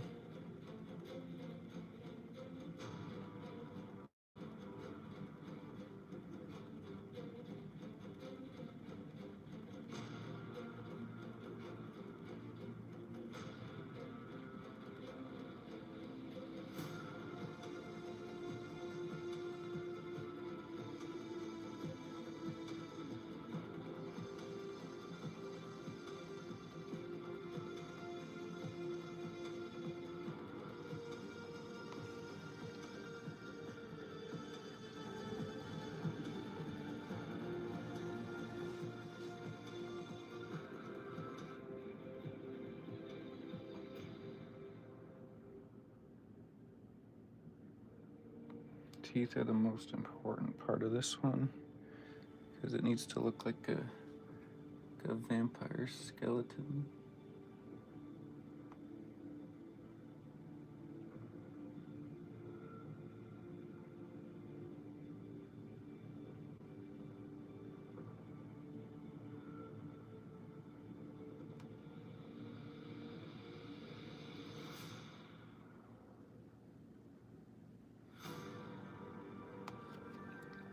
And back to my dark brush. Just kind of pass the two brushes back and forth.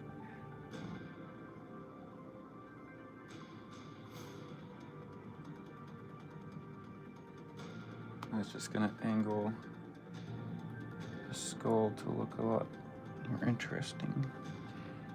Like it's going forward instead of looking down at the ocean.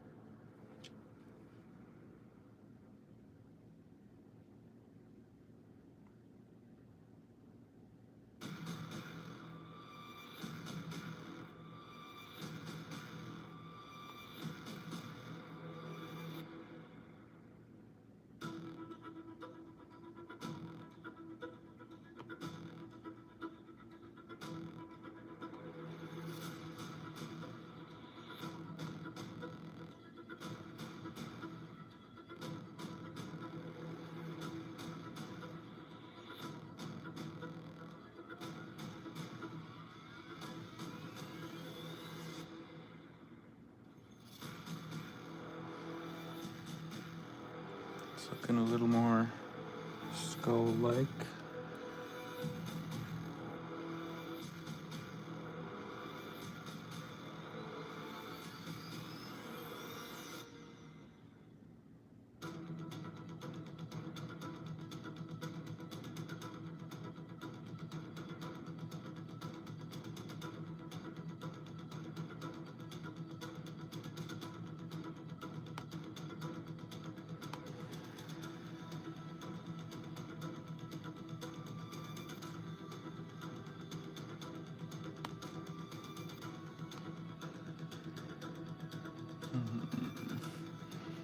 question is, behind it, do I need more white so I can have the silhouette of the dark against the edge? And that tooth will actually be in shadow.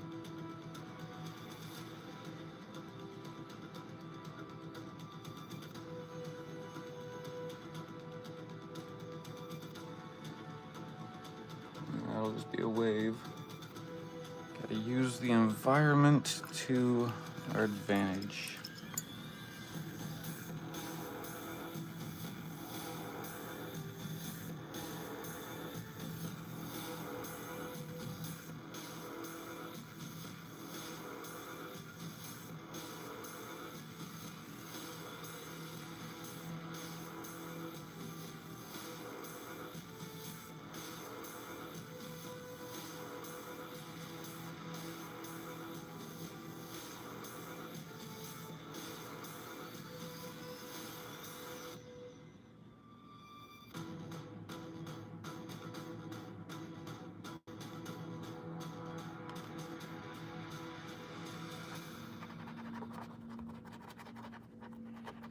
Same there, one more dark to stand the skull out.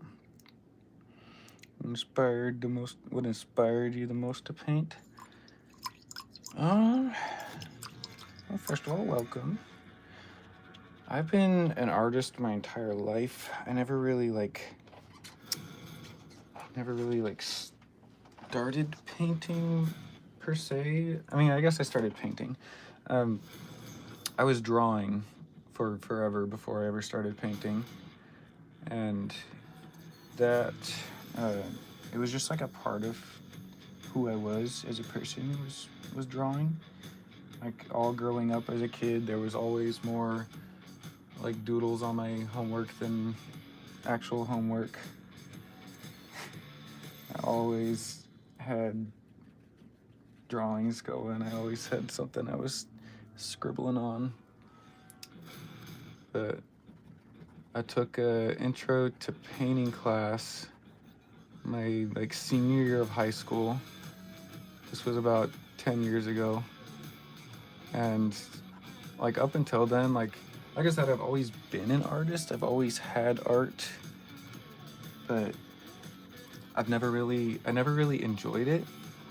Like it was just something that I did, something that like I knew I was good at and my friends knew I was good at, but I didn't like, it wasn't like a passion for me. And then I took that intro to painting class, and it was more of like a be bored and just have like a relaxing class period type of thing for me. This brush is way too small for what I need to be doing right now. It was more of just like something that I just went to the class just to kind of have a relaxing time. And so I would like play games on my phone. I would take a nap, whatever. So one particular day, I was like, this was like weeks or maybe months into the class, and the teacher was starting to catch on that like I really didn't care about it. I didn't have any passion for painting. I just wanted to I was excited to go to class just so I could like take a nap or play a game on my phone.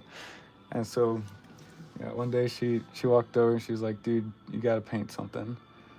And I was like, I'll paint something tomorrow. And she's like, no, you're gonna paint something today. And I was like, why? And she's like, well, you've just been sitting here playing games on your phone the whole time. I'm like, yeah, so. And she's like, so you need to paint something.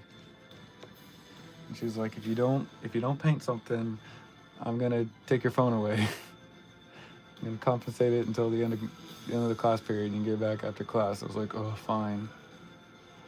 And so I was playing Flappy Bird at the time. If you guys remember Flappy Bird.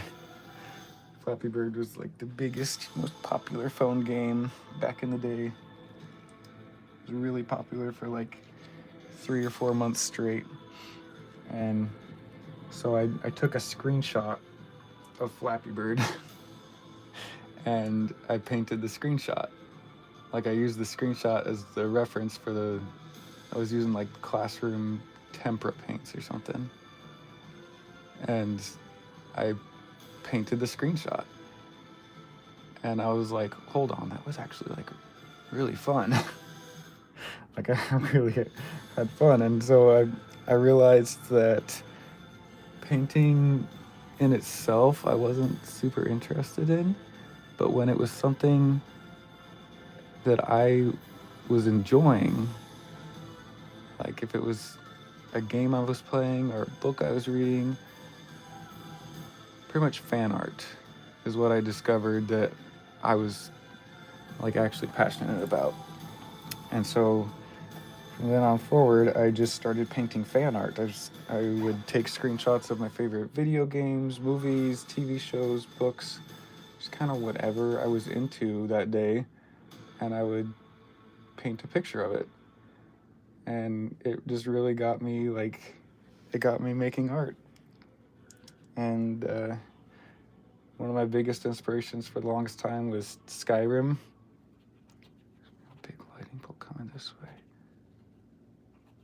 Skyrim was like my favorite game during that time, and it's just a beautiful game. And so I started taking screenshots from Skyrim and like painting my favorite cities and favorite locations, characters, mostly like landscapes.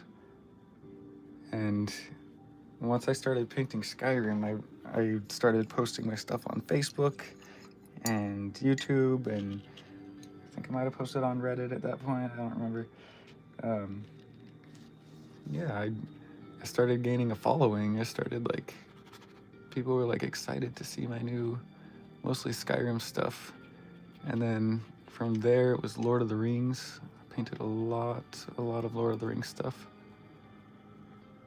And it's just kind of evolved over time, and I've like found other things I enjoy painting, and now I've gotten to the point where like the social media isn't really interesting anymore because I don't really get I don't get the same kind of likes and follows that I used to get back in the day. Um, so I still post on social media for fun and in hopes that it eventually picks back up again. But yeah, now I've got my eyes on like big name clients like Wizards of the Coast, Brandon Sanderson.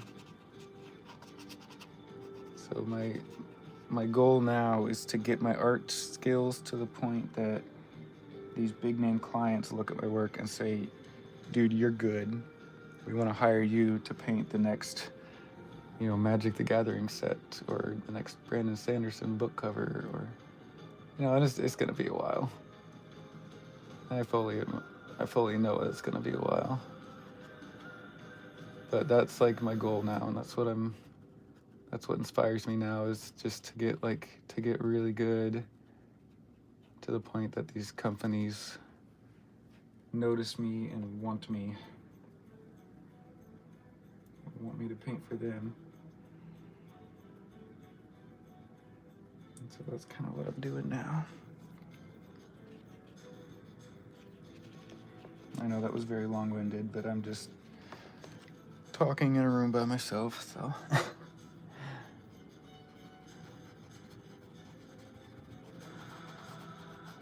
Yeah, that's what's inspiring me right now, is I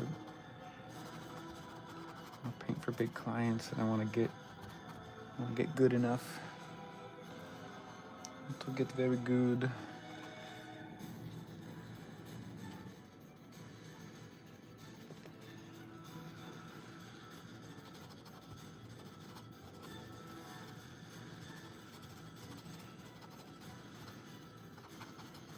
Some of the transparency showing through. Looks kind of cool. Yeah, if anyone has any questions like that, like if you have questions about like if you want to run your own art business someday, I've spent the last like 6 or 7 years of my life just trying to figure out how to get good at this and how to make it happen, I'd love to pass that info on.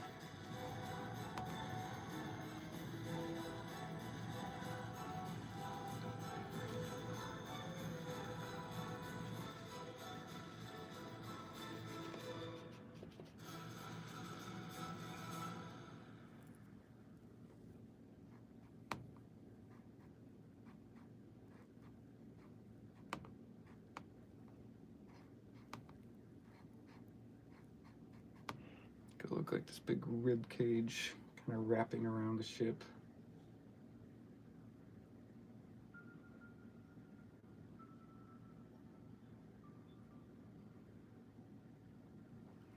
I think the top of the head is way too short.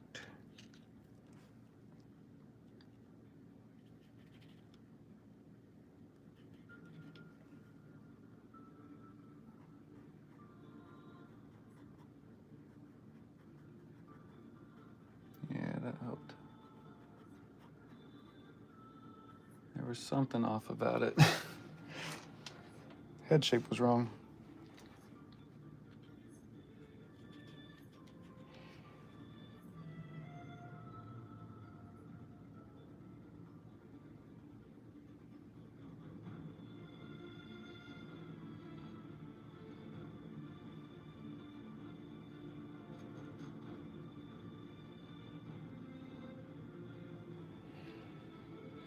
Need the front of the ship to have the most light on it.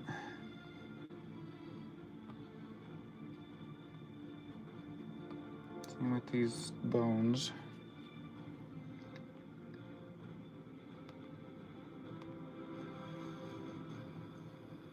That lightning is just coming over and just smacking this thing. Oh yeah, that looks cool. I like that. All these masts need to have some highlight on them too. We can paint the light back over the sails.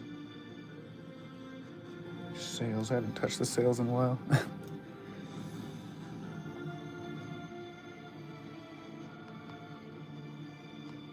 definitely needs to be a straight line.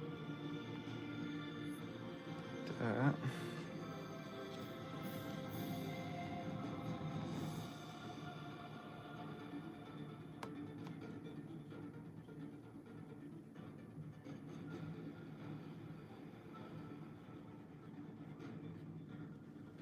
Start to kind of get some sails. Hi Elias, how's it going? I use the bigger brush to get some of these sails, maybe with a mid-tone. Yeah, I don't know if I should use mid-tone. Just a slightly darker color, and then we'll play with some mid-tone on top of that. Because we definitely need these have fabric on them, because we need it to look like they're blowing in the wind. These sails are going to be red.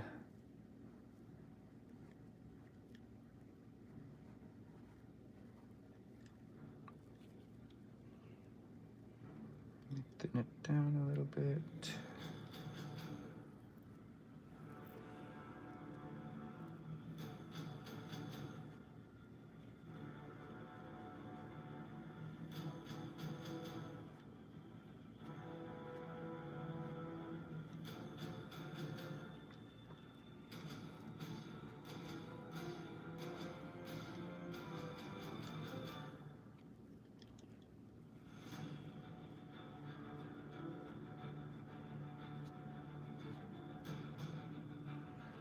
Just want there to be a lot of motion.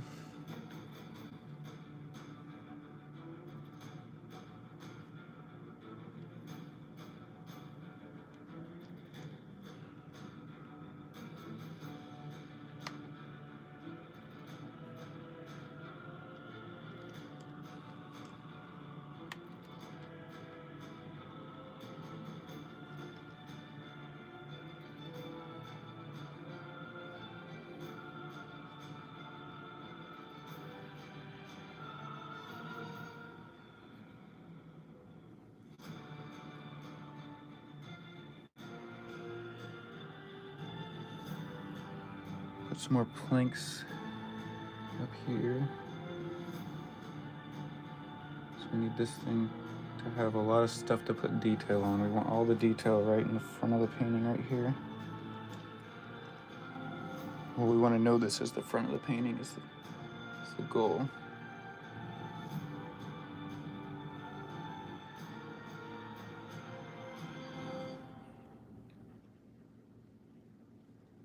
You can do that by having more of this wood. Just as tie stuff too. I think I might switch to oils soon. It's getting about to that point.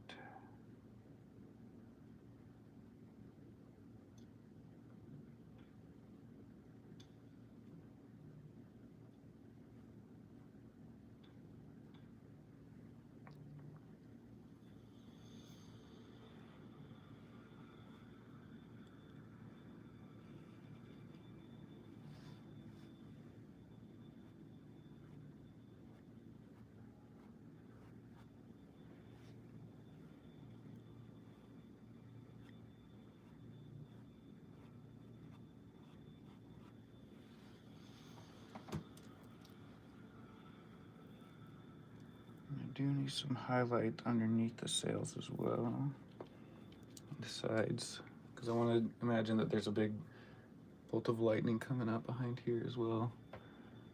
So we'll have highlight on the edge of the mast. And then on the sails, we'll see on the edges.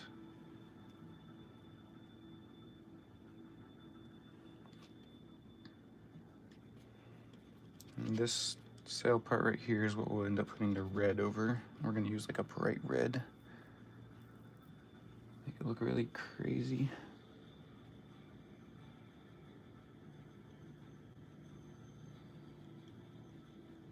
Crazier than it already looks.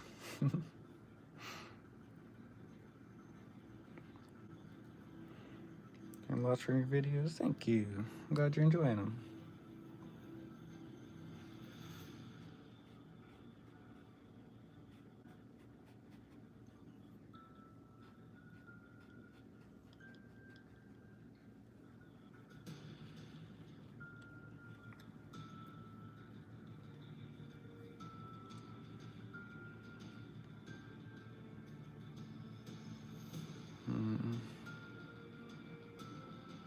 Really like my skull in this one. Still not liking my skull in the actual painting as much. Still doesn't look like it's looking up. It feels like it's still looking down. I think putting the head shape higher actually hurt it. Let's see, I need to bring the teeth up then. Let's try this again.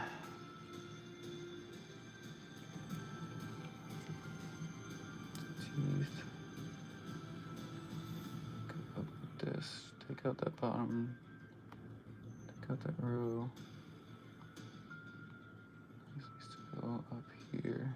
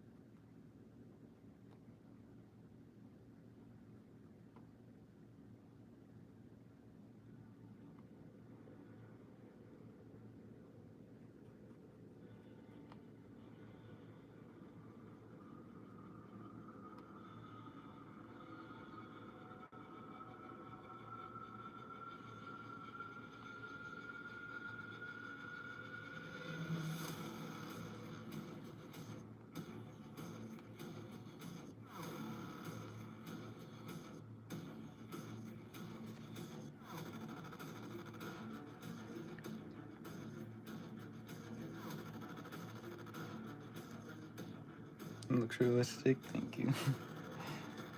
I think that like the details look good. I'm just trying to get the shapes all in the right places.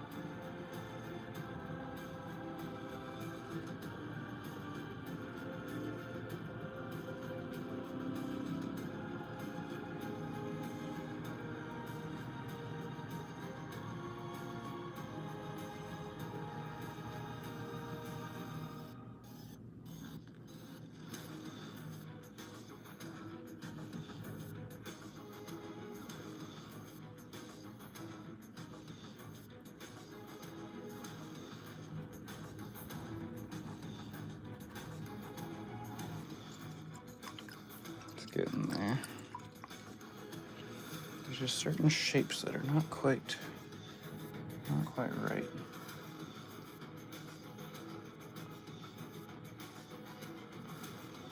That might have helped a little bit.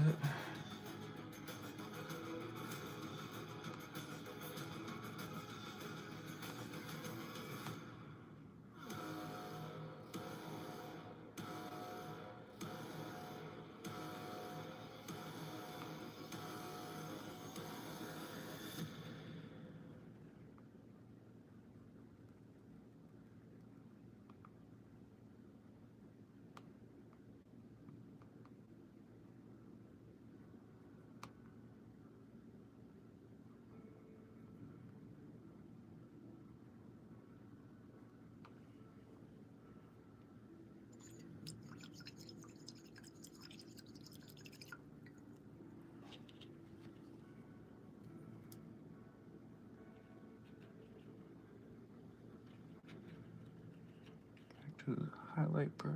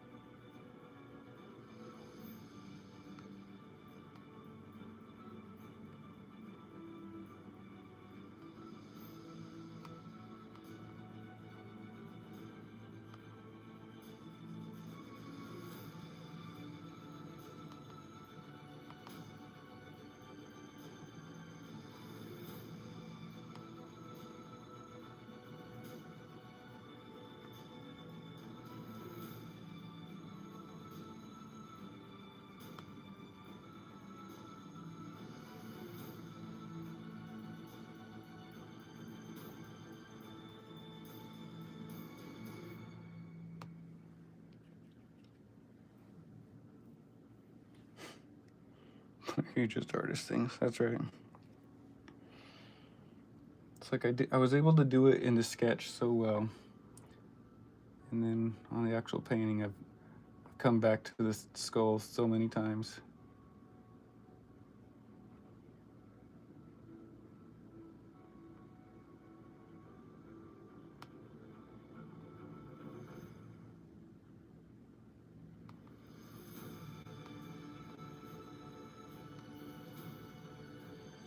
So many times. It's kind of the most important part of the painting. The commission was to paint a vampire pirate ship.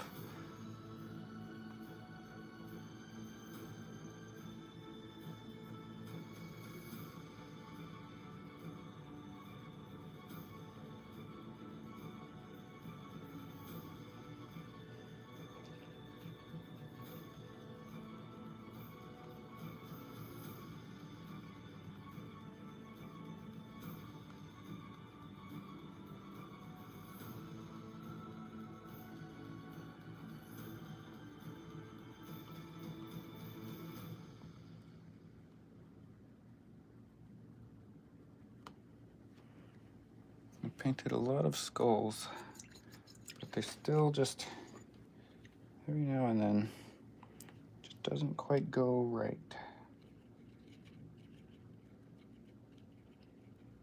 There's just a lot of things that can go wrong with painting a skull.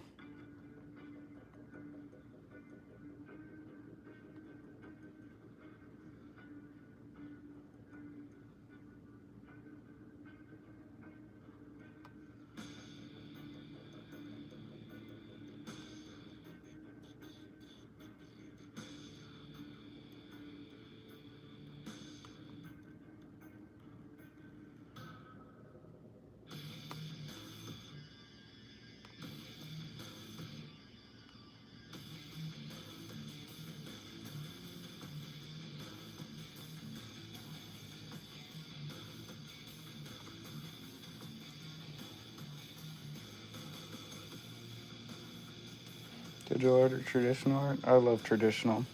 This is my digital art. I do digital in preparation for traditional. I also do 3D. This is one of my 3D sculptures, and then I 3D printed them. So in terms of sculpture, I love digital sculpture, but in terms of painting, traditional painting is much better for me. You can definitely play with like contrast and everything a lot better, but you can do that all with traditional oils as well.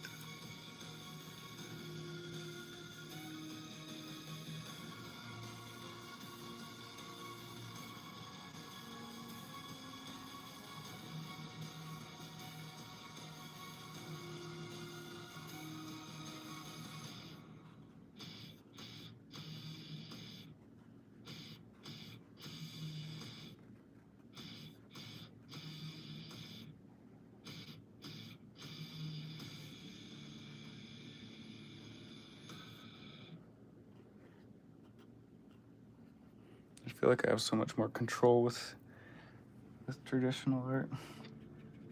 I know that most digital artists feel completely the opposite, but for some reason it just doesn't quite click with me.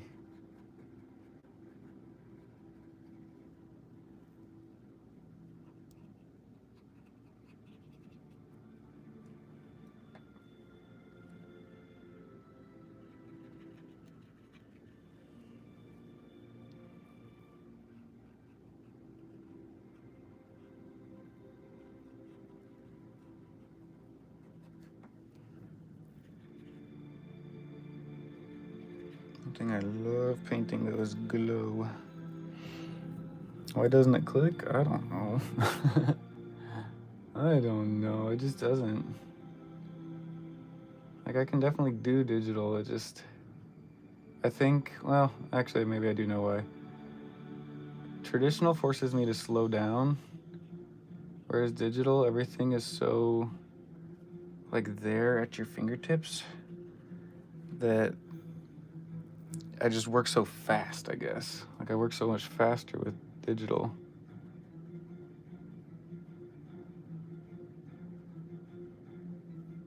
And that really just makes it difficult for me.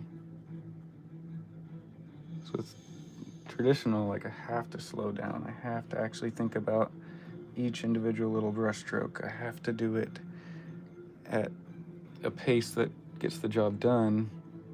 Whereas digital, like you can just kind of throw stuff together really quick, and you can, if you know what you're doing, you can get the same effect. But if you don't know what you're doing, like me, then it just kind of happens, and I don't slow down enough to actually consider what needs to happen.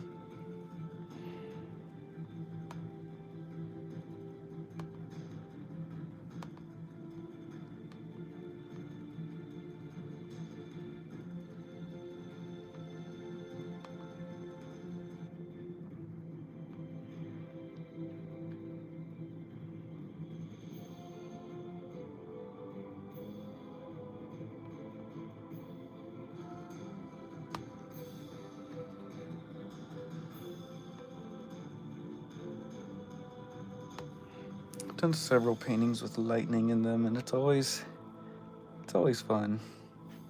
I like painting lightning.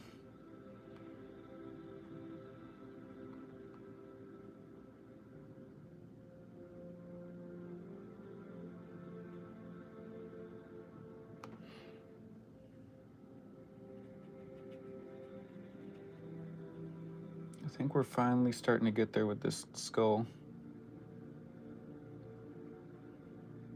I think it's finally coming together after so many tries.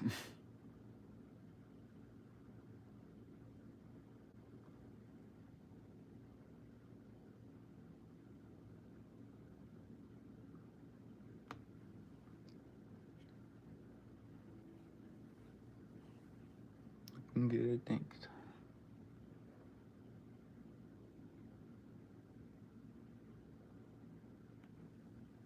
Definitely took a lot of tries, but we finally got it.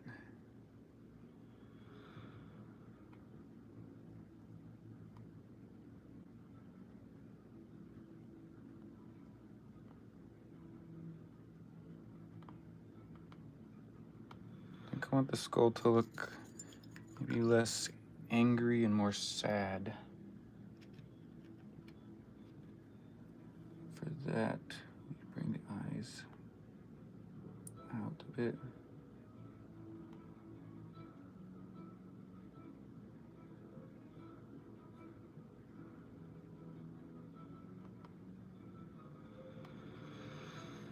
More out and less angry.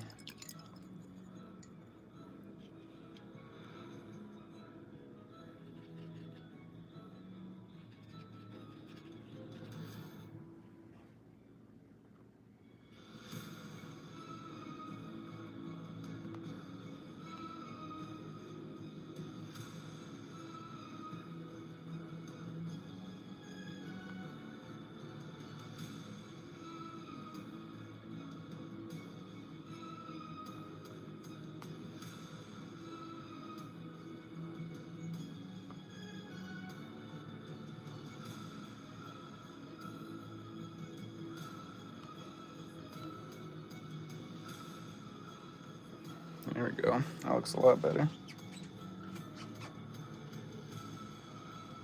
Less angry and more somber.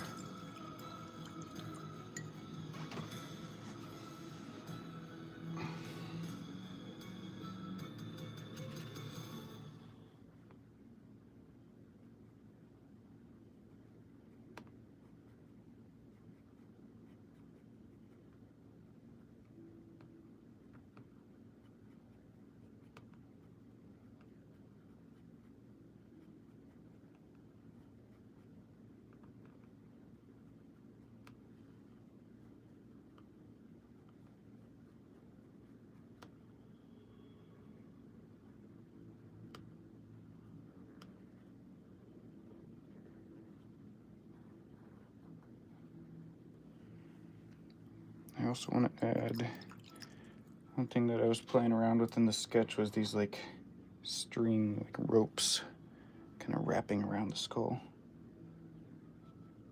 I think those will probably be easier to do in acrylics as well.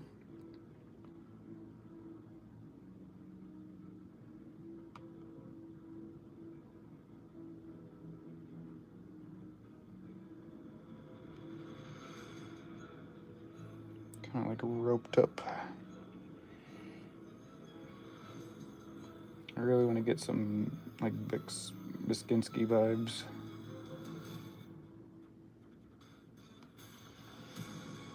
With all the bones and just a bunch of lines all over the place.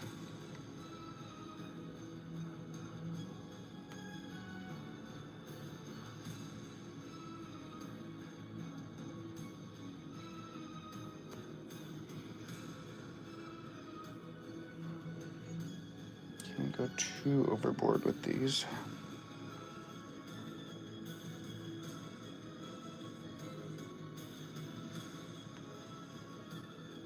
Not overboard.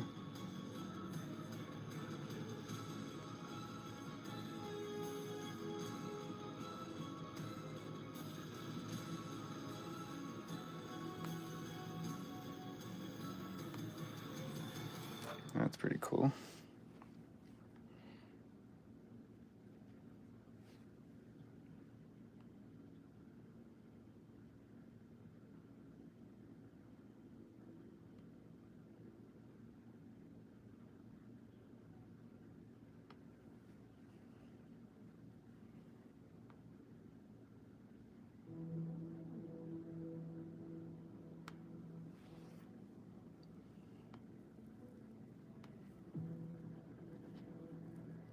I think having a bunch of ropes all over this thing is gonna make it look really cool.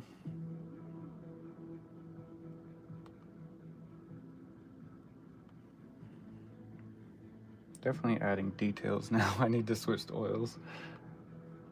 I'm just always scared that once I switch to oils, I'm gonna like have something else that I should have done in acrylics.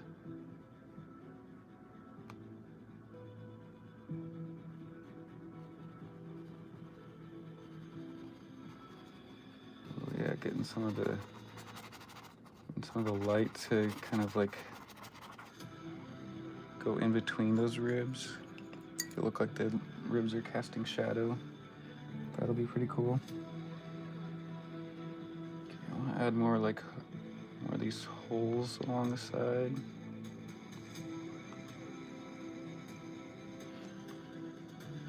Do another layer up here.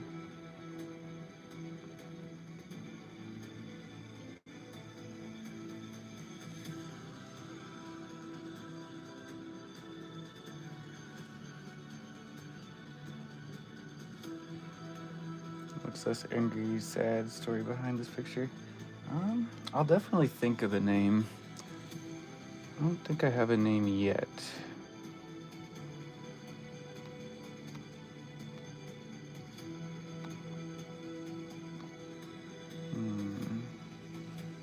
Something about like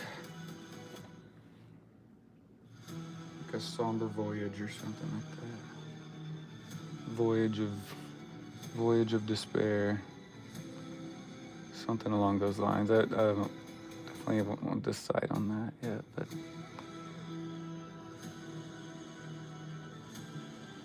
definitely something more like spooky, horror themed.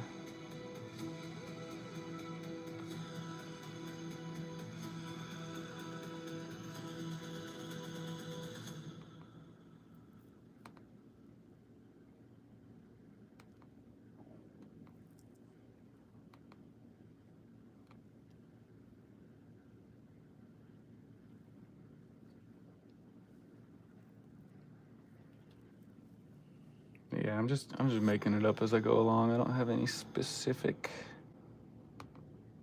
plan or story. I just know that the client who requested this piece was just like, hey, I like vampires and I like pirates. Can you paint me something like that? I also like red and black color schemes. I was like, all right. That sounds fun.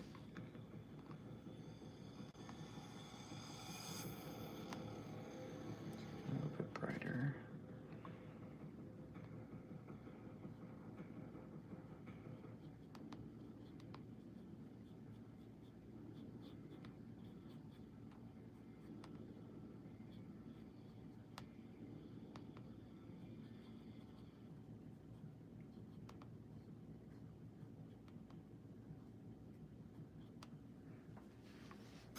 I'll end up pushing that back again once it dries.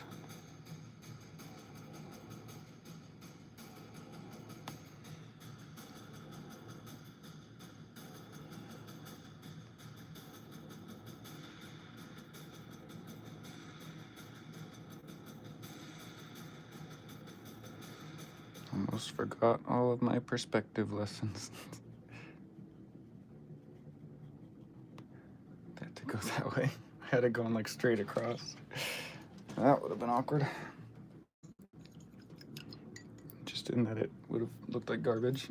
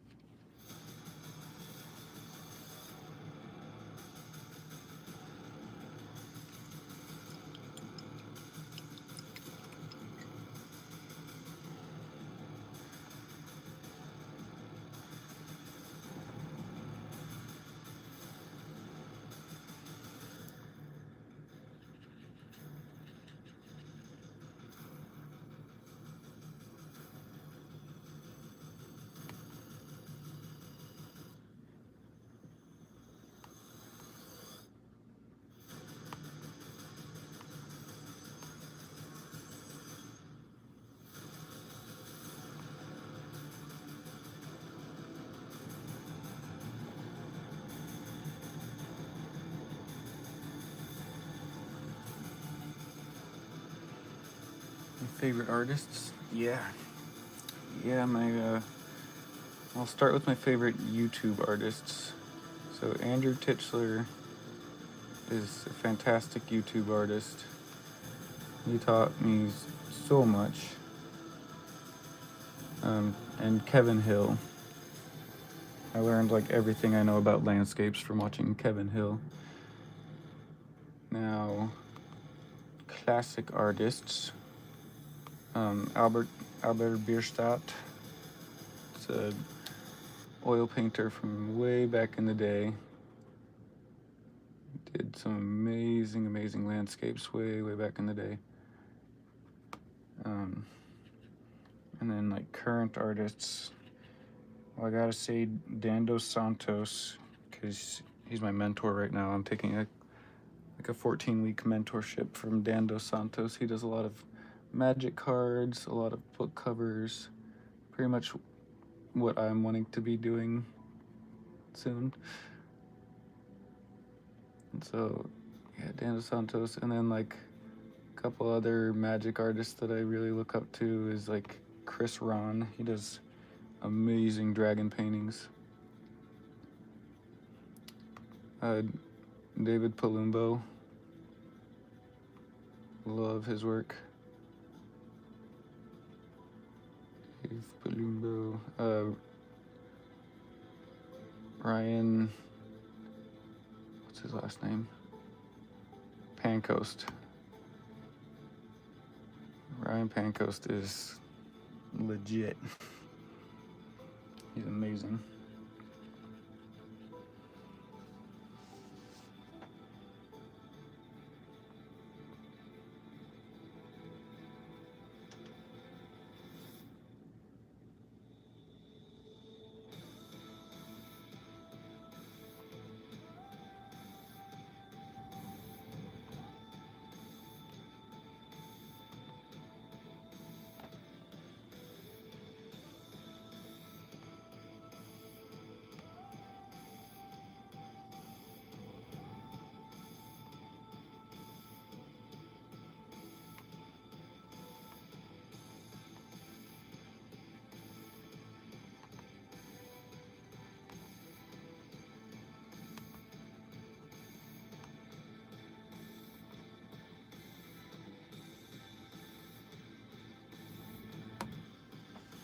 I was trying to really highlight that front area. Why does it still not look like he's looking up now? What did I do to change it to make him looking down again? What did I do?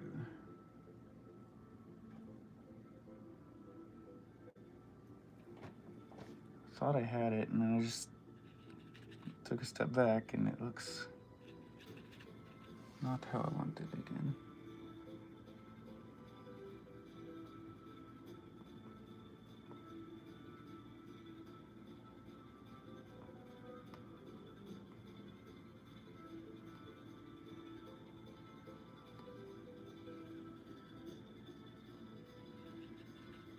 I don't think I changed anything that drastic.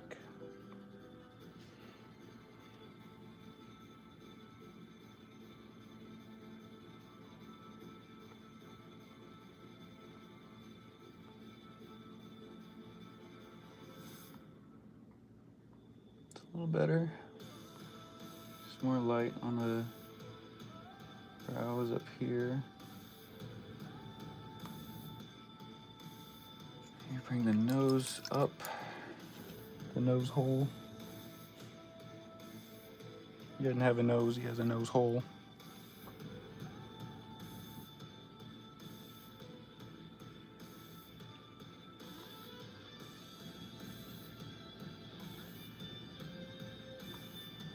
There we go.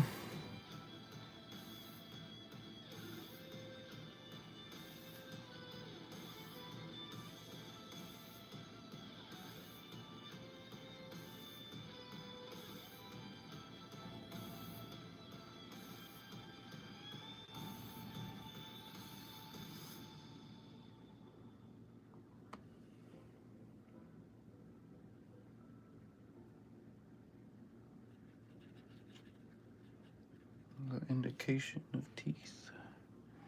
Yeah, it looks better.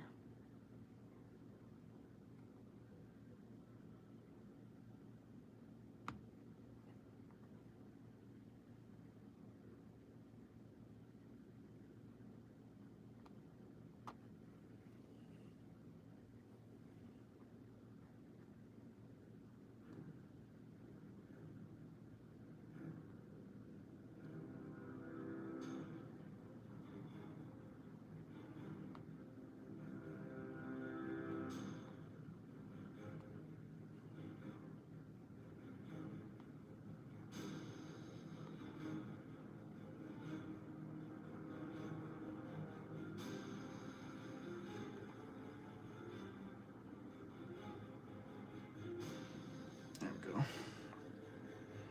Really bring that bottom of the eyes up.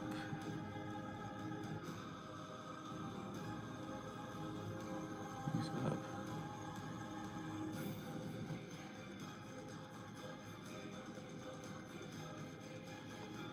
Back. There we go. That looks much better.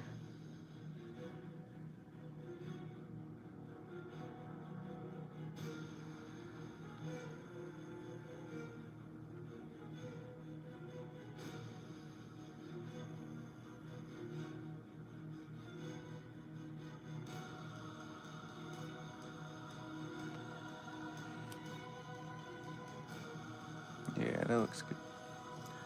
That looks good.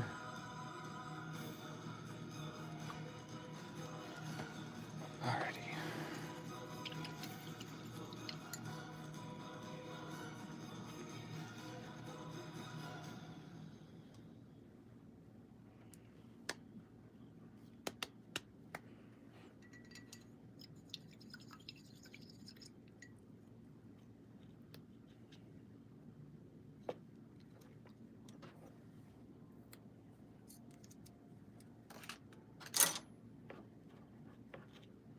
Now that we have the sketch in,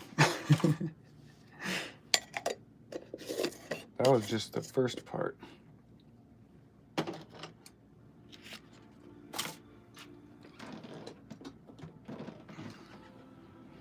Now it's time to get serious.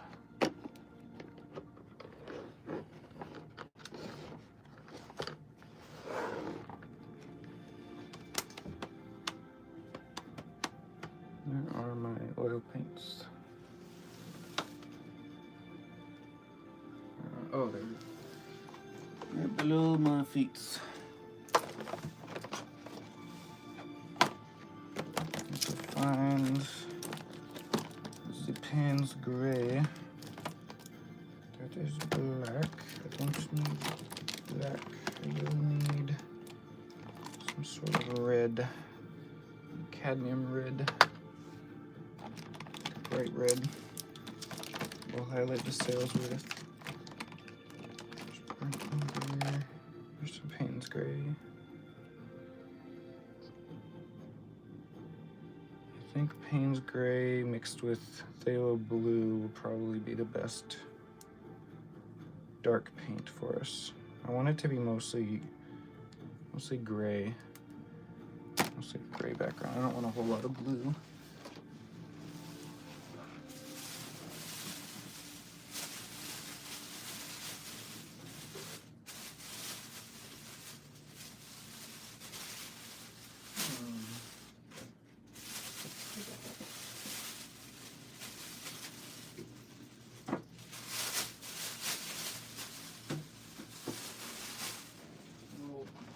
Gosh darn it. Maybe I shouldn't use blue after all. Maybe I should just use like a dark crimson or a burnt sienna just to, yeah, alizarin. What time is it in my country right now? 5:12 p.m. Late afternoon. What about you? Where are you from? I'm in Kansas City, Missouri in the United States.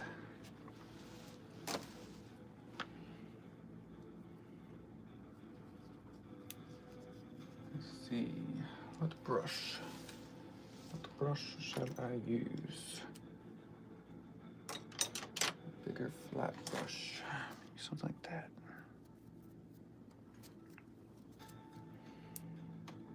I want to use mostly paint thinner for this one. I want it to be fairly like splashy looking. I don't want it to be very like smooth and soft. So I want to just use a lot of layers of splashy paint. So first, let's use that, let's use this alizarin red.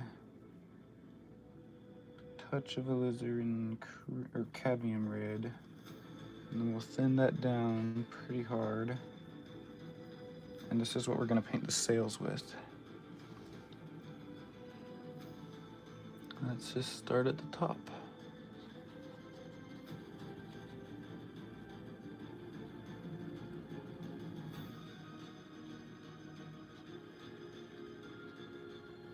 Oh, that's going to look cool. We might need to tone this back a little bit, but just initially.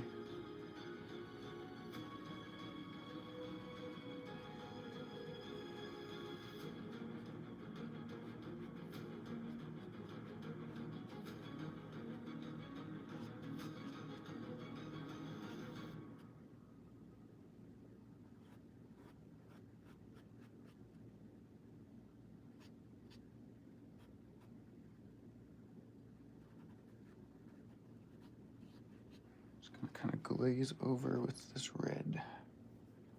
Looks pretty cool.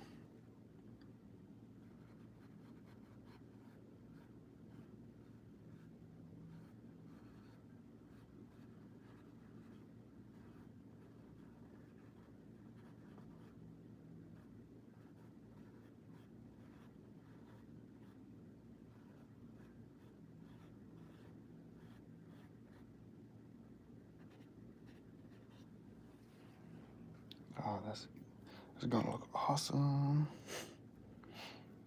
7:13 a.m. right now. Nice. Completely opposite sides of the world. It's pretty cool though.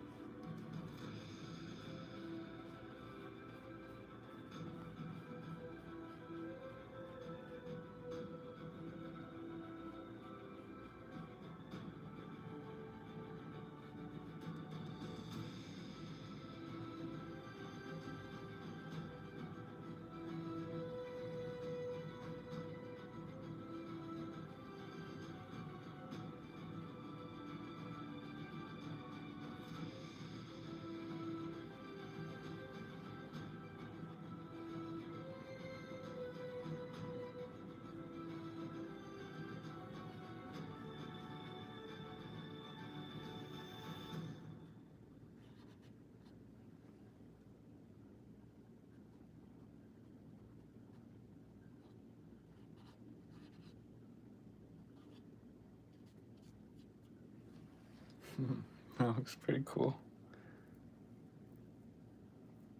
I like that.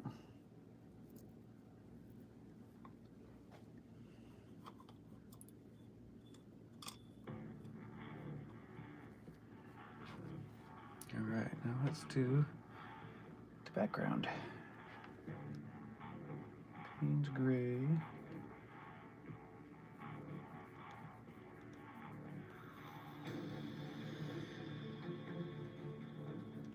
this to just continue like toning the piece. It's just going to be a little darker than the rest of it, because the oils are just so much more saturated.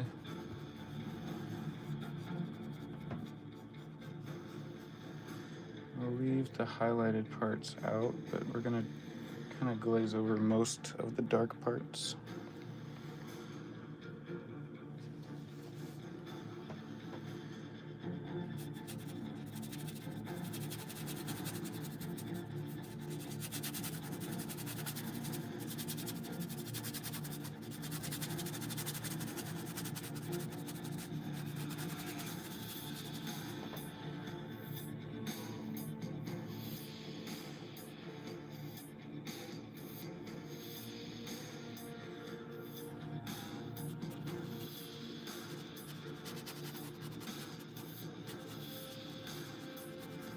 Just going around all the areas where I know we're going to put bright highlight. So I don't need Payne's Gray mixing with the highlight color once we paint that in.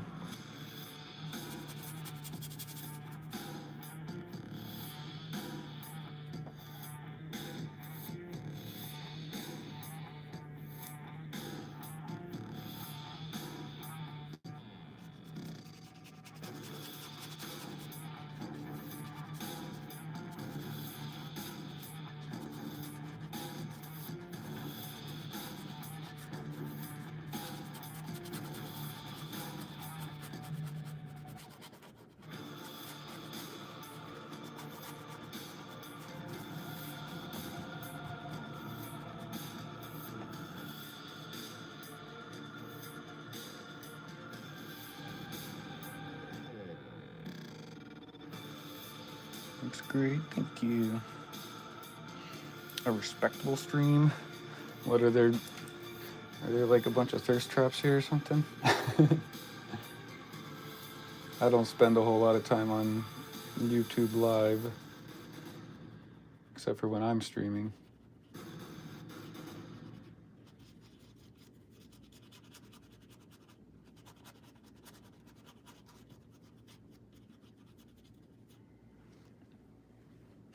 Yes, well, yeah, not here. I just paint epic things. I paint all things epic and nerdy.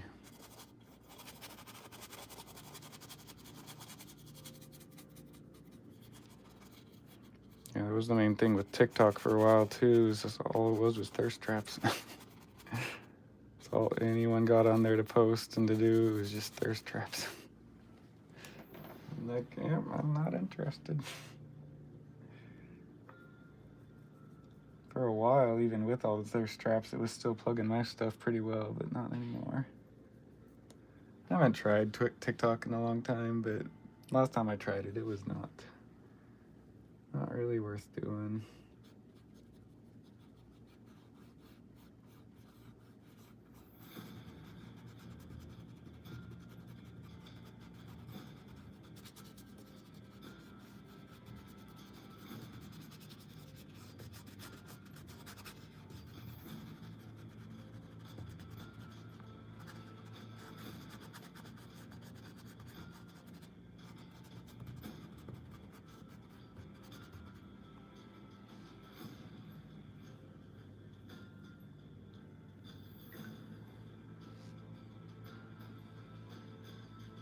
Trying to get all the darker.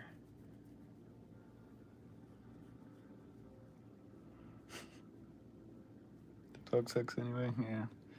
It used to be great for artists. Like a year or two ago, TikTok was awesome. It had a great art community. Everyone there was super cool. A lot of really, really skilled artists posting their stuff and hyping each other up. And nowadays, all the good artists don't get any views, even if you have tons of followers. Just saying that from personal experience. I have tons of followers on TikTok, like 195,000. but I don't get really any traction there at all anymore. I don't get any views. I get more views on YouTube Shorts than I do TikTok, and I have a fraction of the followers. An actual fraction. I have barely 6,000 followers here on YouTube, and I have 195,000 followers on TikTok, and I get more views on YouTube Shorts than I do TikTok. 5 years? Wow.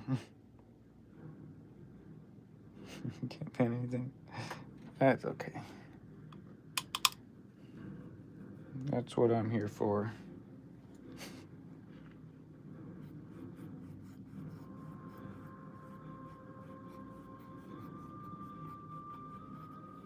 I'm here to paint the pictures.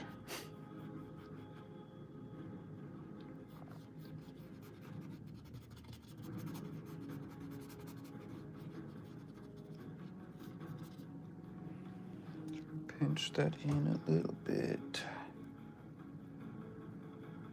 Trying to really bring out those highlights and shadows.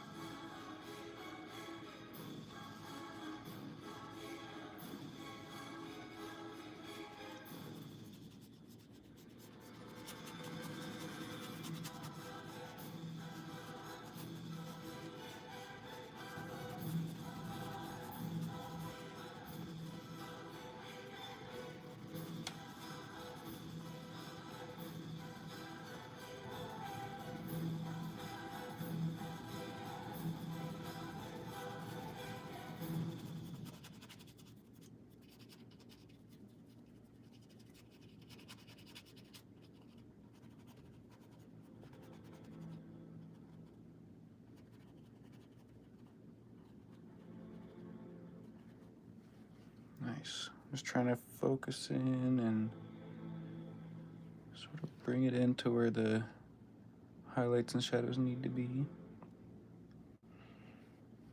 Love your videos as a painter too. Thank you. Appreciate that.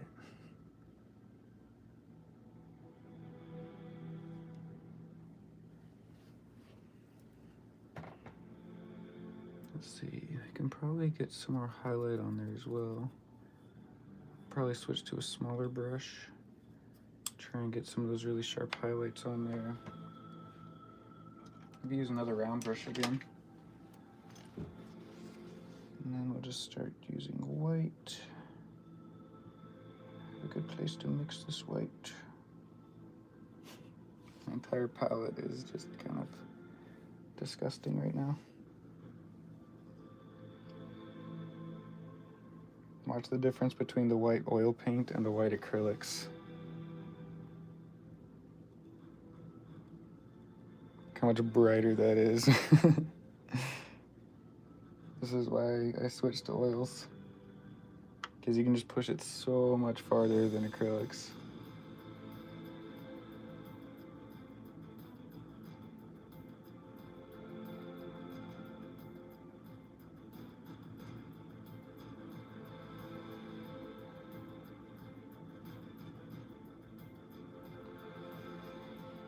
So much brighter.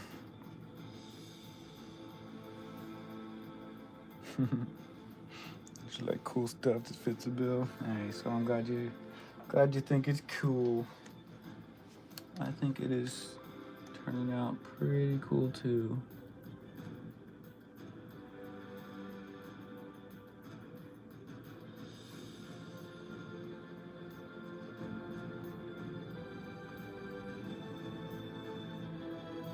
I don't want to push this white too far back. I want to leave the brightest highlights right out front. This one needs some as well.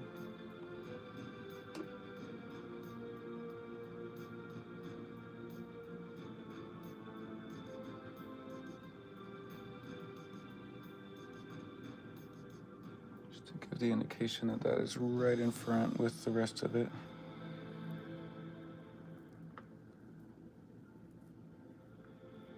Much more easy blend colors. Yeah, it sure is. Yeah, color blending. It's definitely possible with acrylics, but it's just not the same.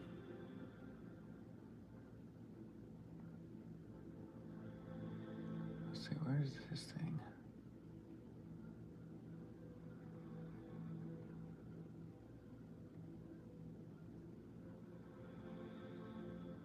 All the way up. Oh man. Franklin is freaking out about something outside.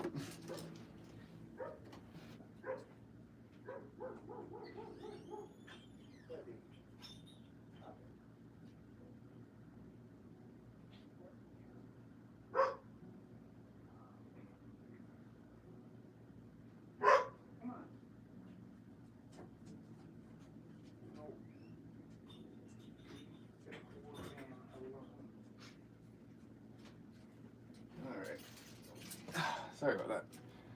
Franklin doesn't know the difference between his yard and the neighbor's yard.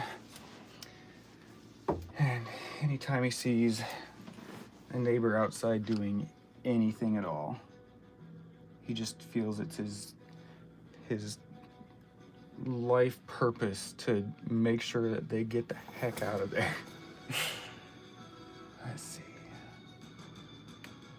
Saved that picture. The water. Yeah, I really like this. I really like this one. I want to get those vibes in my painting.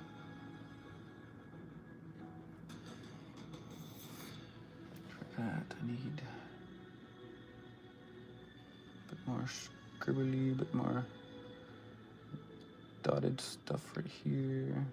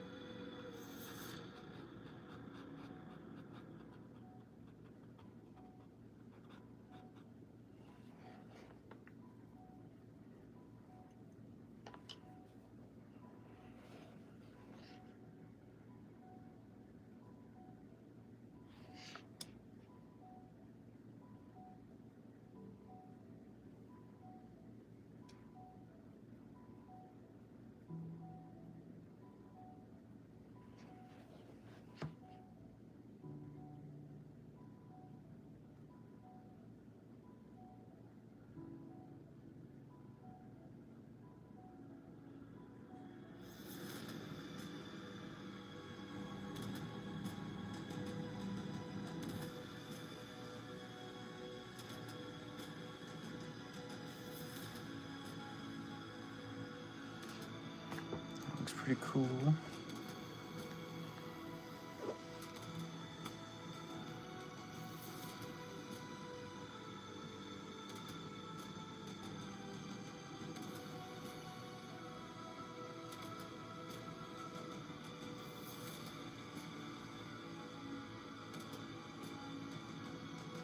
I must need like an even skinnier brush. This one's a bit too big. A really small one. Don't like that. Really, really small brush.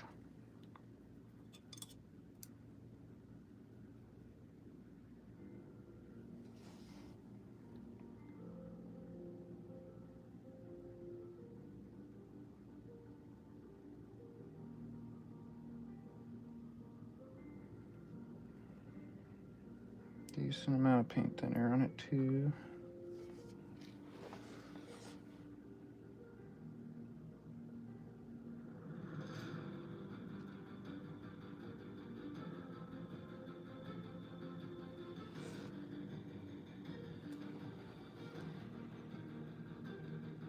Don't I feel tired? A little. But I am determined. I want to finish this painting.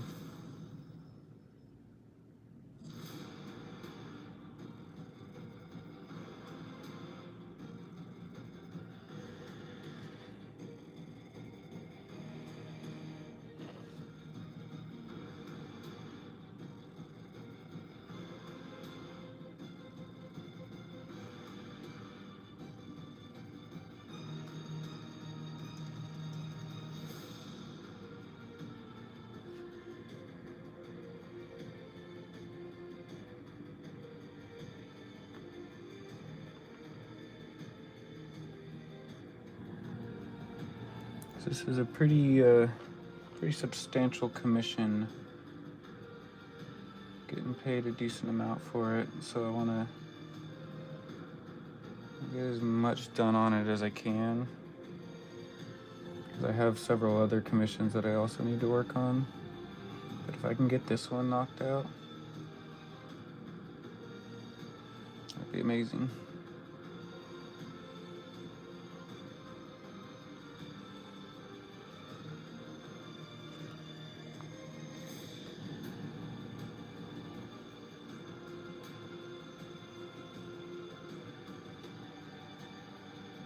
All these little waves in there.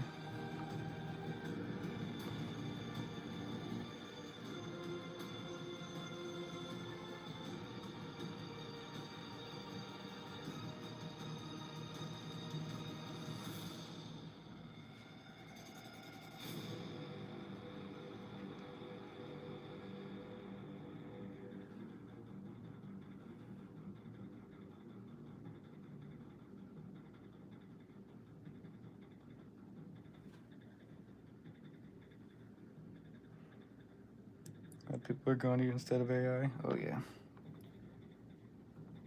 Yep, I think it's I think the anti-AI crowd is getting a bit more loud, maybe, than the AI enjoyers. I don't think anyone really likes AI except for the ones that are like super excited, that have like invested in it and like they want to see it get massive, and definitely non-creative people. Like non-creatives are going to be the ones that are partaking of it the most, because, you know,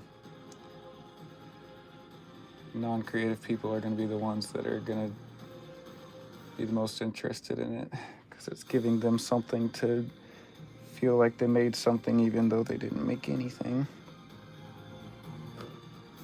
They didn't make diddly squat, but the AI crowd tells them that they did.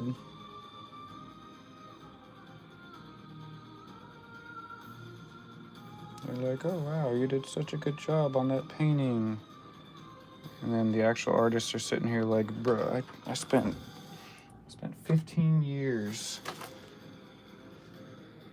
getting good at this thing. You didn't make anything.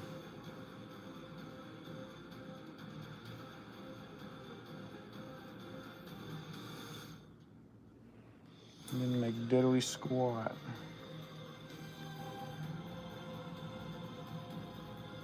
It does pose a big threat to a lot of people. Thankfully, at least like a lot of the big companies are deciding to not use AI art, but there's still a lot of, sorry, not AI art, AI generated images. There are still a lot of companies that are using AI generated images for their stuff instead of hiring real artists. But that's where I recommend everyone to, every creative person, to really invest in traditional art, because like we're not going anywhere, and the people that appreciate good art are going to appreciate good traditional art, and we're the ones that are going to be still making money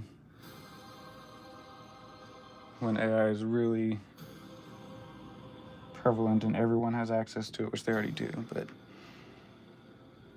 yeah, no, when it's really, really out there, it's the traditional artists that are going to come out on top, because the people that get fed up with it, they say, no, I don't want an AI generated poster on my wall or whatever. I want real art. That's going to be us. So I'm the one, like when this person was like, I want a gothic vampire pirate ship, they got on Etsy, they were looking at stuff, they saw my page, they were like, yo, this guy, he's kind of good. I wonder if he does commissions. They sent me a message. Hey man, can you do commission. Yeah, I'm open. What do you want? Oh, I want gothic pirate themed vampire pirate stuff. And I'm like, cool. Yeah, I can do that. And I think that's going to continue to be the case for a lot of people that are just sick of the bull crap. And they're going to get tired of it. They're going to get tired of people doing nothing, and they're going to come to me. And they realize they want real art. Me and all the other traditional painters especially, and the oil painter or the digital painters, I love digital art. I think it's cool. I'm not very good at it, so I have a bigger respect for it, but digital artists are gonna struggle. I'm scared my boss will kick me out because AI and then robot will do all the comfort. That is something that you need to make preparations for, especially if your job is something that an AI could potentially do. It sucks. That is something that you need to be worried about, but unfortunately that is the reality, is that if your boss has a cheaper way of doing things, that's what they're going to do. A company will never value a person. It just won't. That's why I started my own business and quit my job. Because I just realized, no, a company is never going to value me as much as just people are going to value something handmade.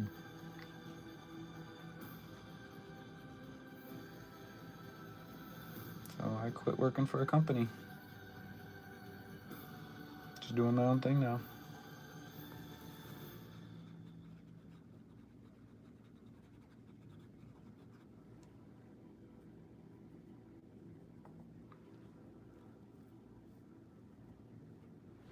That's why I recommend everyone develop a skill, get good at something, get really good at something. Not just a little good, get like as good as you can possibly get at a thing that requires human skill. Because yeah, AI is huge and it's only getting bigger. It's only getting more integrated into everything.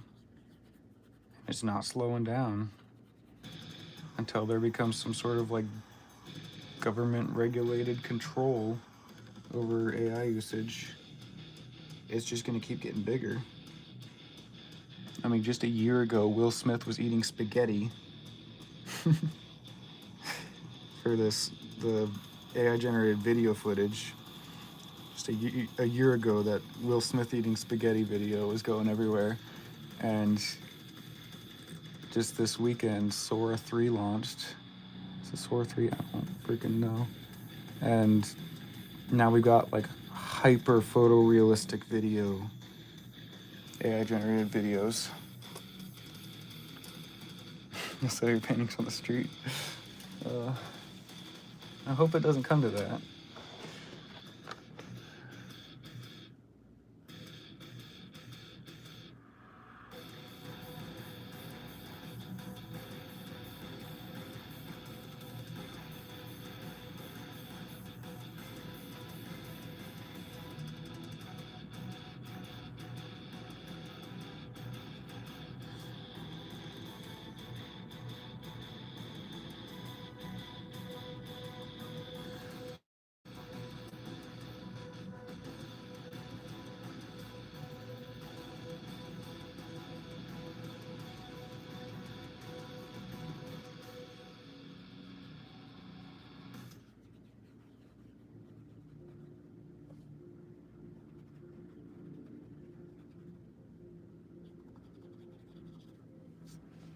These waves up front are looking awesome.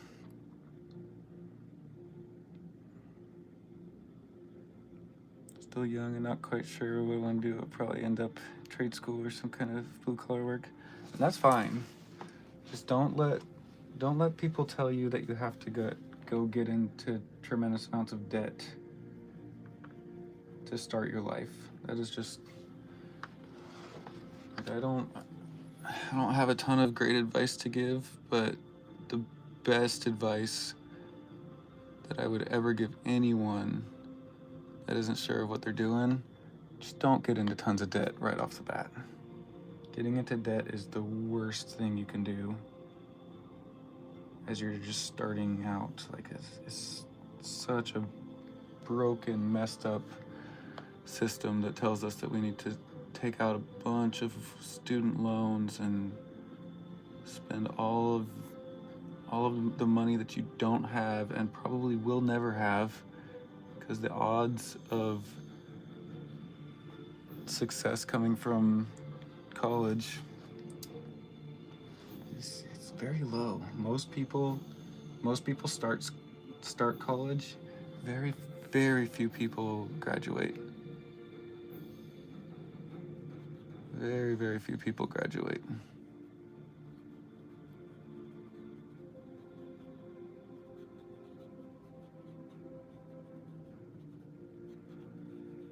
Like I say traveling and like just taking a year.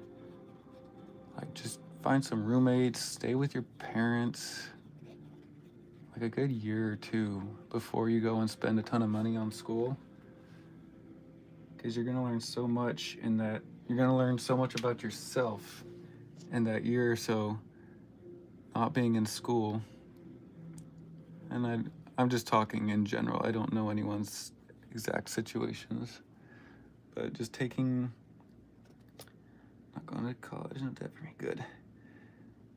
Just not taking out student loans and just figuring out yourself and not being in school, like in high school or whatever. Not being in school, you're gonna learn so much about yourself that you didn't know before, because you spent all your time being in school and that was just all that you had to do. And then as soon as you graduate high school, the whole world is opened up. There's options left and right. Everyone's trying to recruit you for this and that, and then you find out what you actually enjoy. And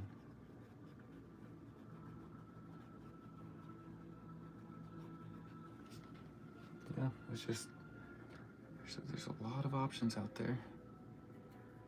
If you just jump straight in, like, life changes so much in your first like year or so of school, because you get away from your parents and you learn new things, and you find out that you like things and you don't like other things that you thought you liked. And there's just so much growing that happens in those initial couple years of being an adult. And like, that's why like the amount of people that like change their major in college is insane. I changed my major within the first year because I thought I was really good at music. So I went to school for music just because I liked playing guitar. And then I found out within my first semester that I'm really not that good at music. I can play a chord chart on a guitar, no problem. But in terms of music theory, I don't know diddly squat. I don't know anything about music theory. I learned that within my first semester, and I switched majors because I couldn't figure out music theory. It was the only class I ever got like a D in. Ugh.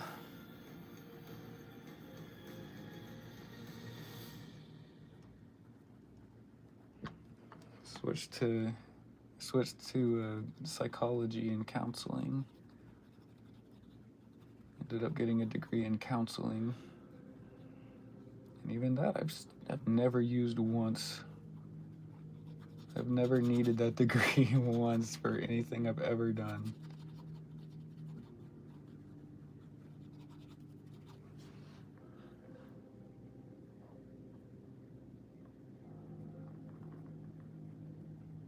And then I started my own business.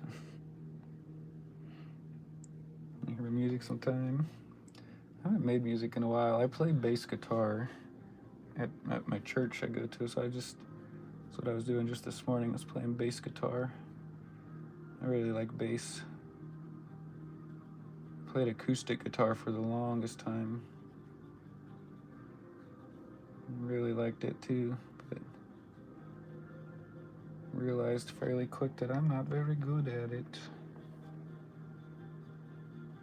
And I didn't have the time or motivation to put into getting really good at it, and so I was like, well, what else could I try getting good at? So I got bass guitar, and it's much easier than acoustic guitar, and I really like it. I love playing bass guitar.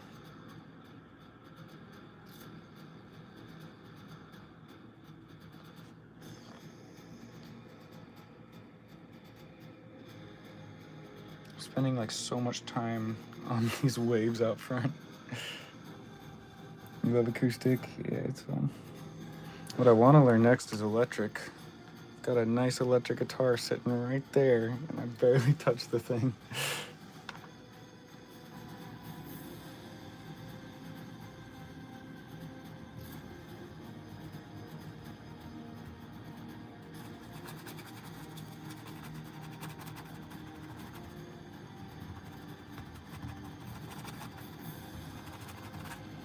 Push those waves back.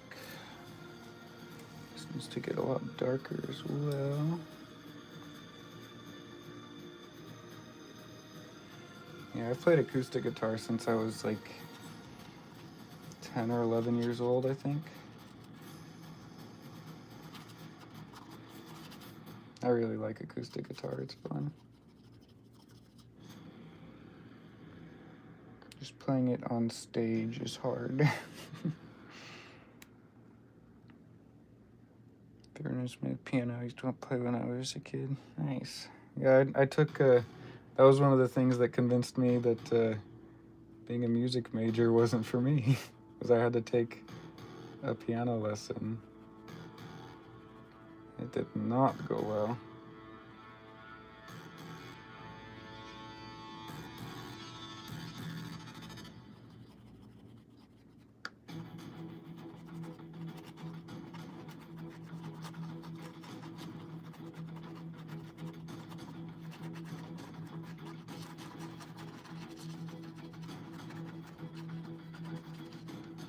Again, with the music theory, it just didn't work.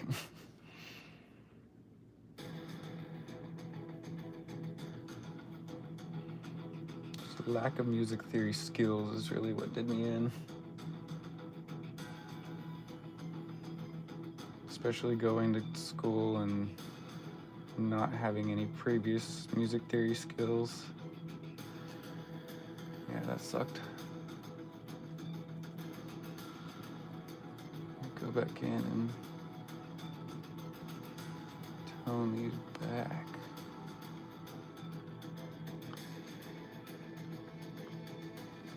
Mix a little bit of red in there, really darken it up. It's gonna make these sails look really cool, just having like a little bit of red showing through, but mostly being dark. Yeah, that looks so much better.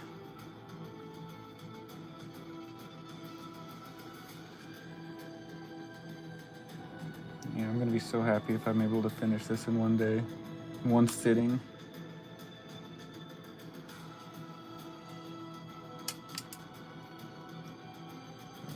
Calculator.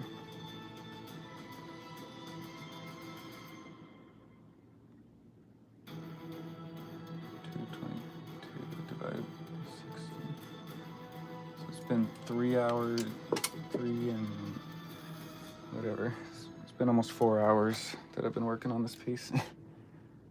I don't do math, by the way. I'm a painter. I don't know how to do math. That was the other reason I didn't do something more prestigious, because I'm not good at math.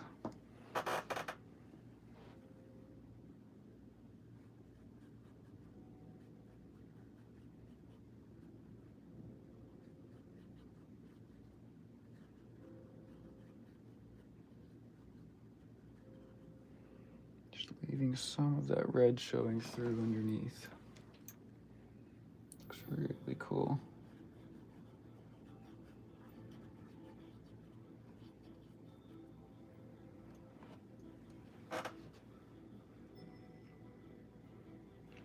You like history? Nice.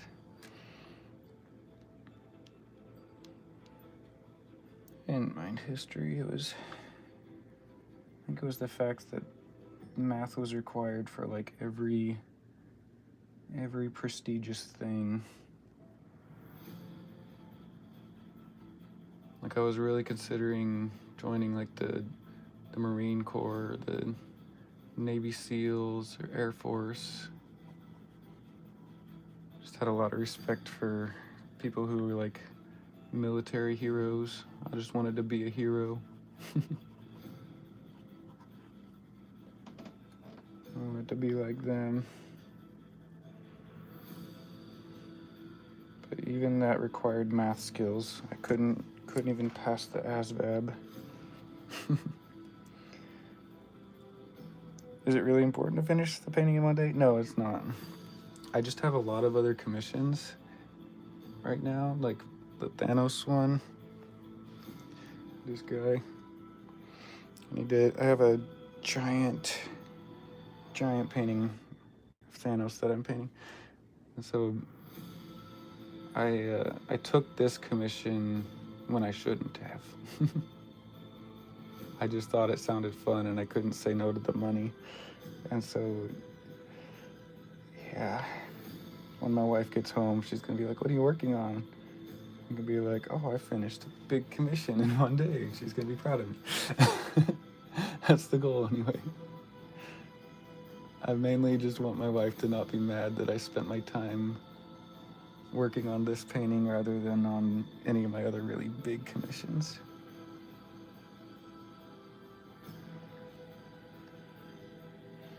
Yeah, that's like the main reason that I want to finish this in a day, is because my wife is just going to be home soon. And if she sees this and is proud of me, that will make me happy.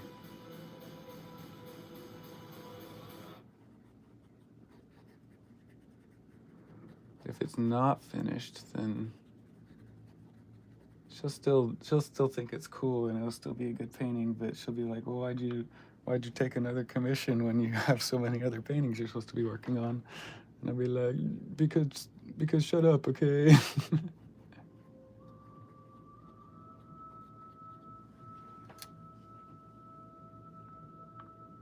Not in a serious way. We're respectful to each other.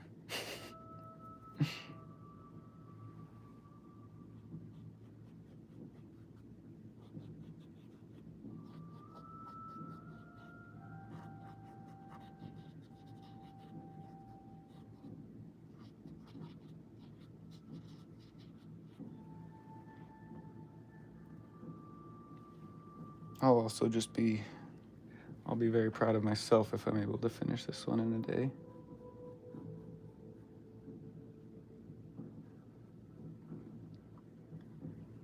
Which I think I might. I mean, we're getting pretty close. It's really just the sky in the background now that I need to really spend a lot of time on.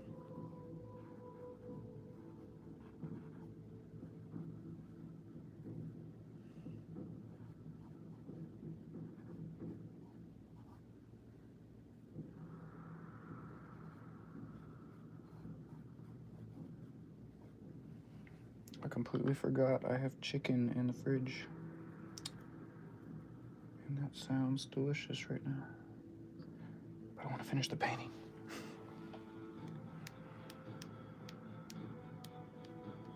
Chicken or finish painting? Chicken or finish painting?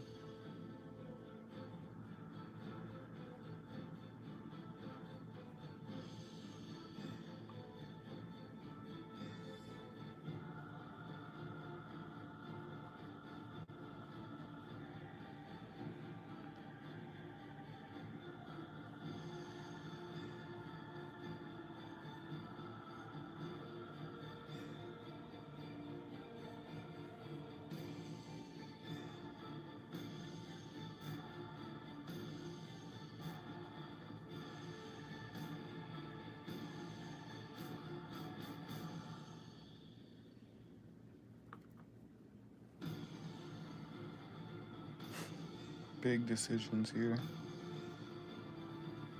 I'm just on such a roll, you know?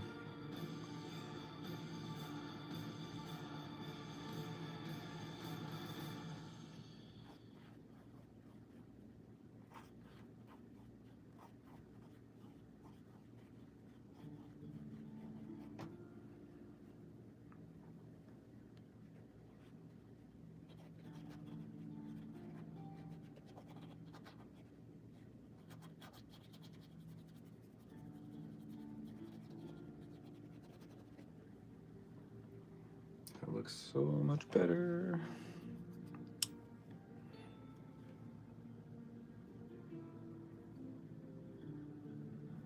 Okay, mostly Payne's gray again. Get down here. Get all these darks painted in.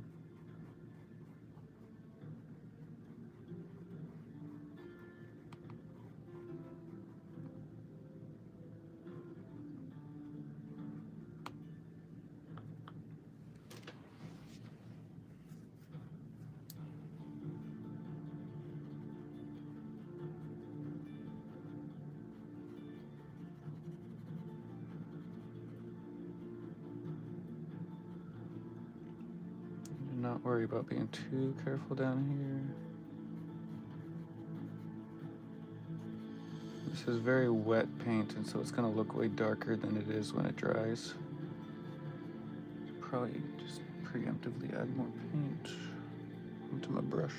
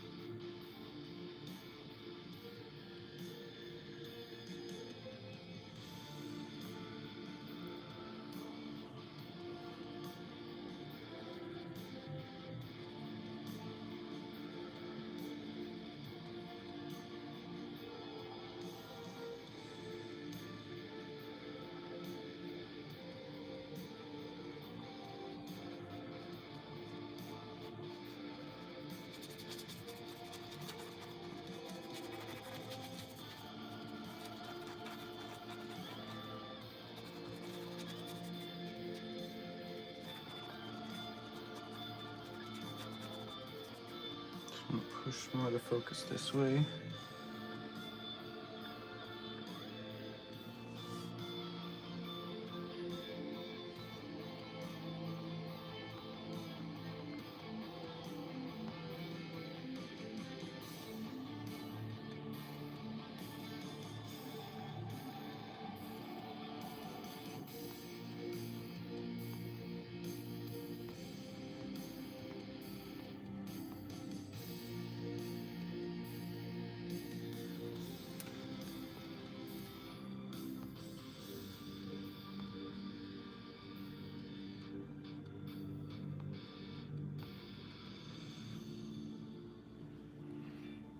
That needs to dry a little bit before I can hit it with another layer.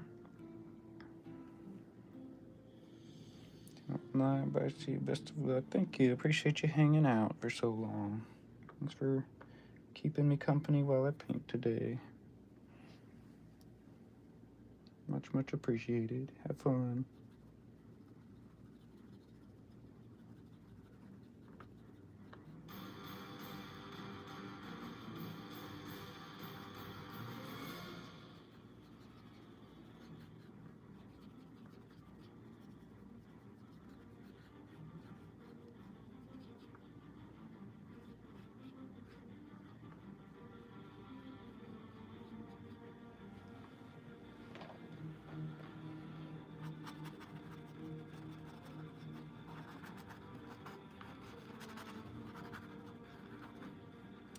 darken this area up quite a bit.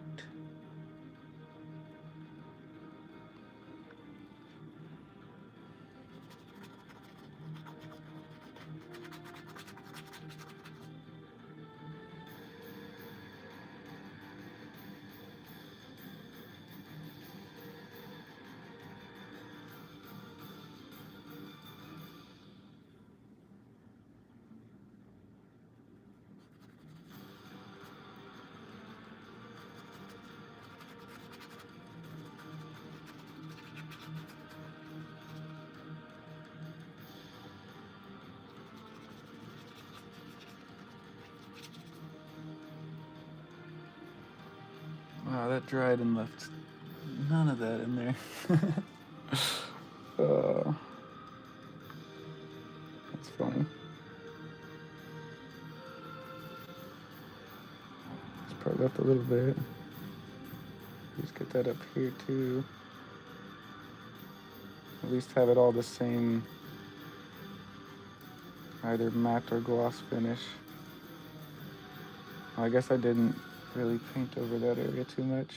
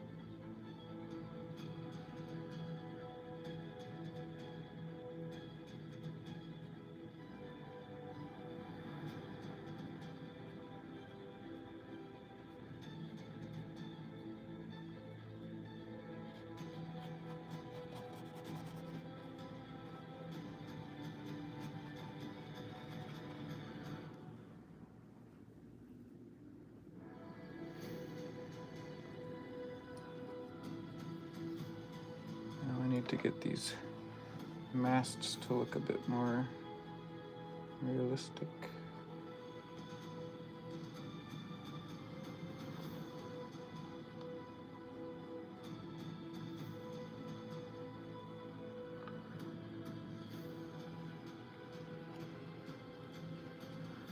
Need a name for this fine vessel. Yeah, something spooky probably. Something very, very spooky.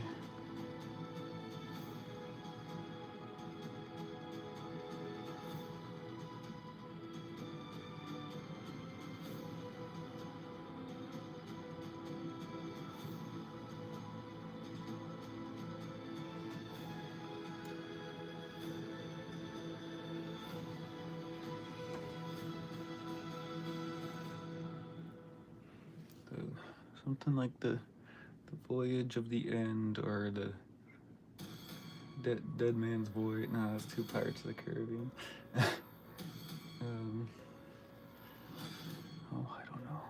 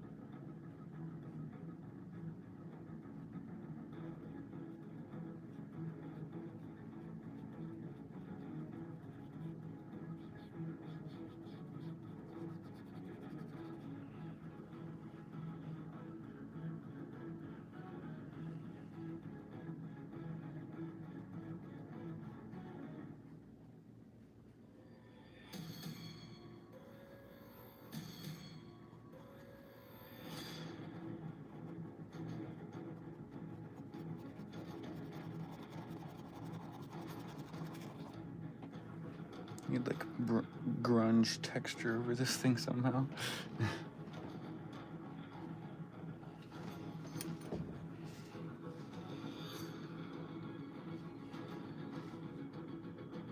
I'm gonna use some phthalo blue in here. Try and get a darker Payne's Gray, because the Payne's Gray just isn't, it's just drying flat.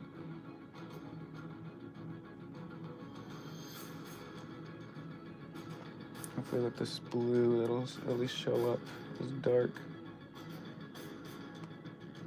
It's fine to dry flat, I just need something to contrast it, because I need an actual dark.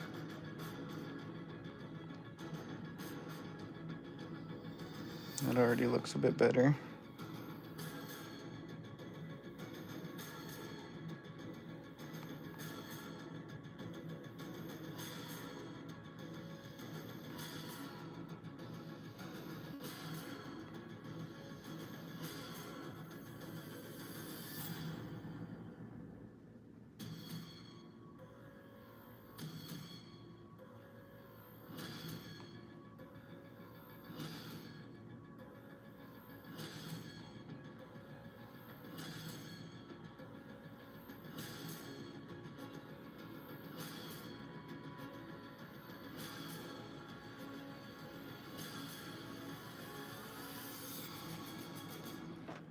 That looks pretty cool.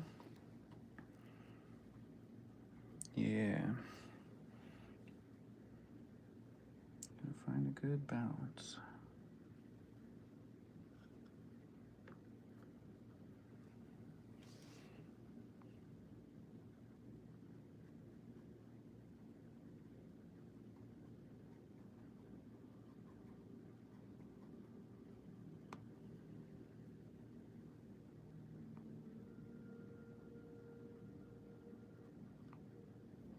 I'm gonna go back. Oh, actually, that looks pretty cool, having it just kind of bare. Get something like ridges and crevices all up in here. I'd like there to be like the effect of like bones being strapped across this, like across the front of the ship.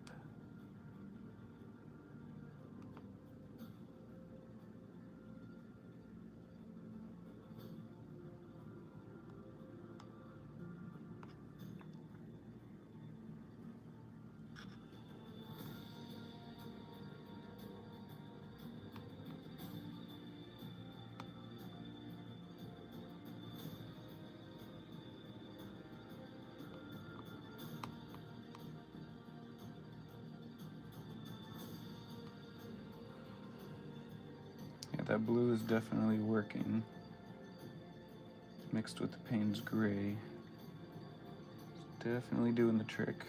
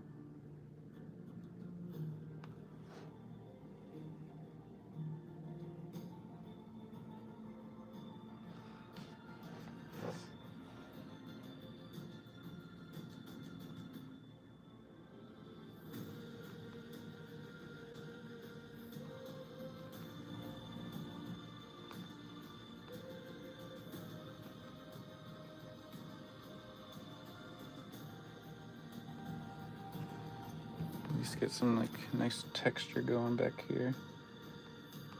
I'll start these and then kind of let it fade. So get back.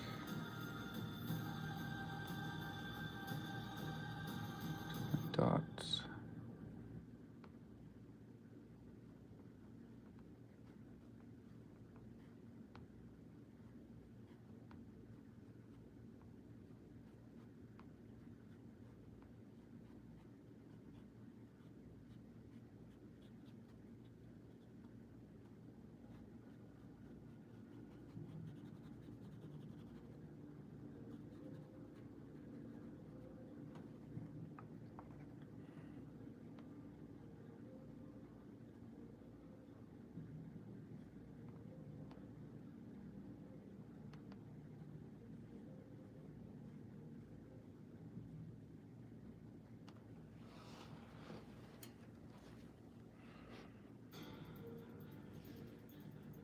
definitely looking closer to what I want it to look like. I think I actually need some highlight on it now.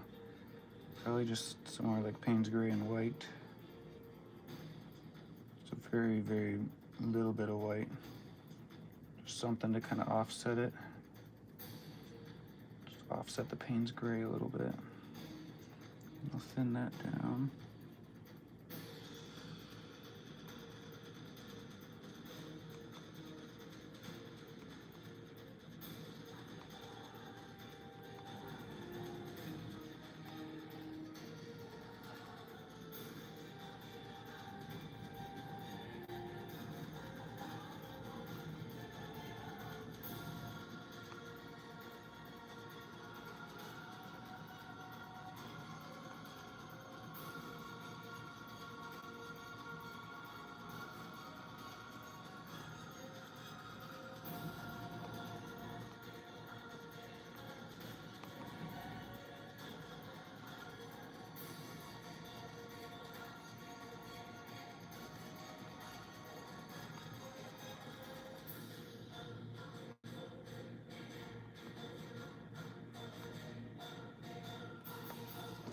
Looks pretty cool.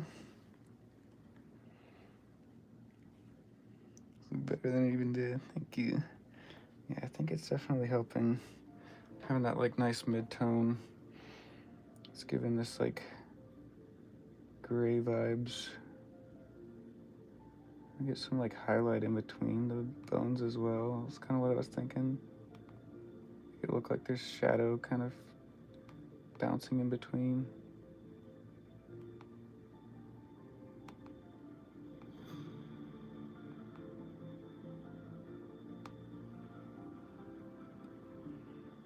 It's not doing exactly what I was hoping it would, but something to explore a little bit more, I guess.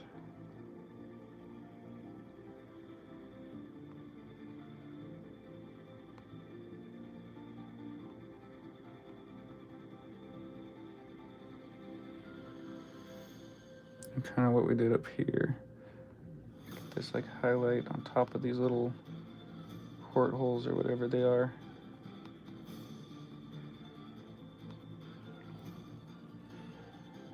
And then I'll take that and maybe draw some like really thin lines.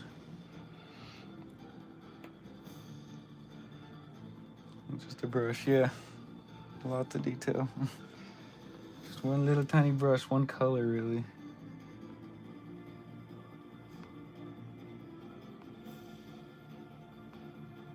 Get 2 lines in between each of these little portholes. I think that would look really cool.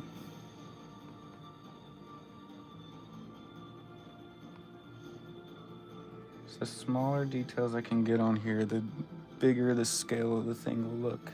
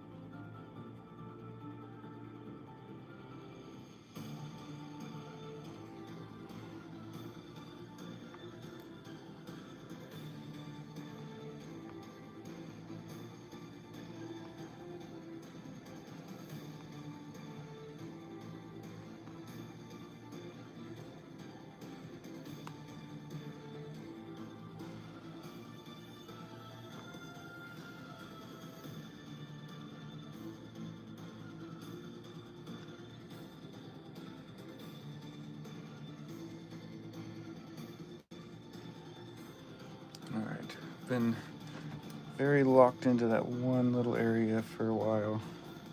Let's switch gears for a minute.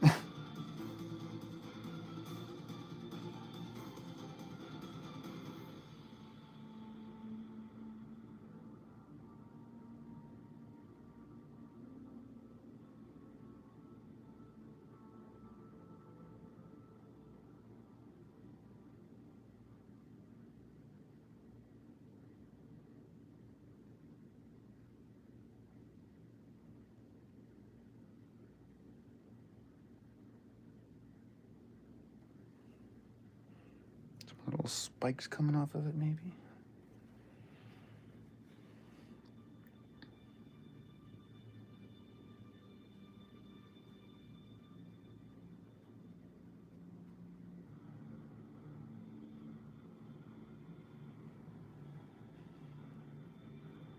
Completely forgot I need to add like ropes and crap all over this thing.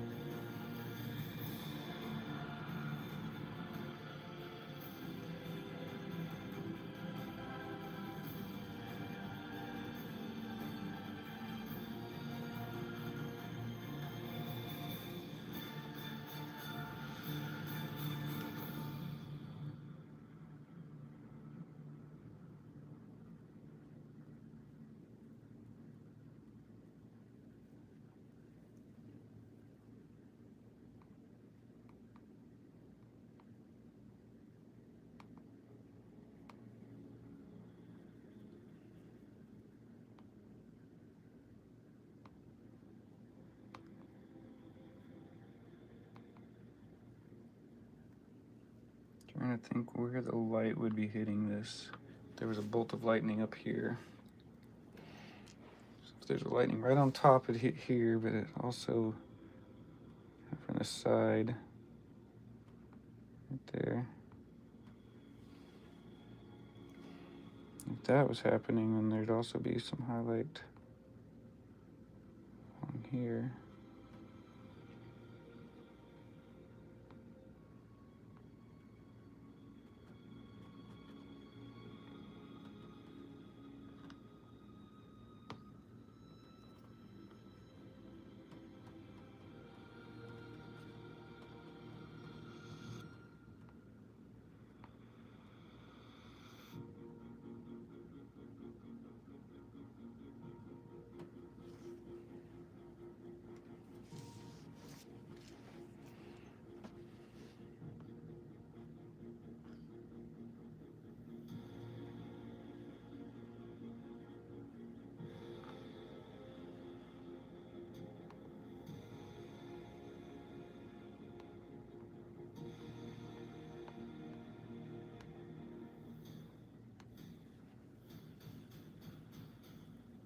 I want to work on the background. I'm just kind of scared to work on the background.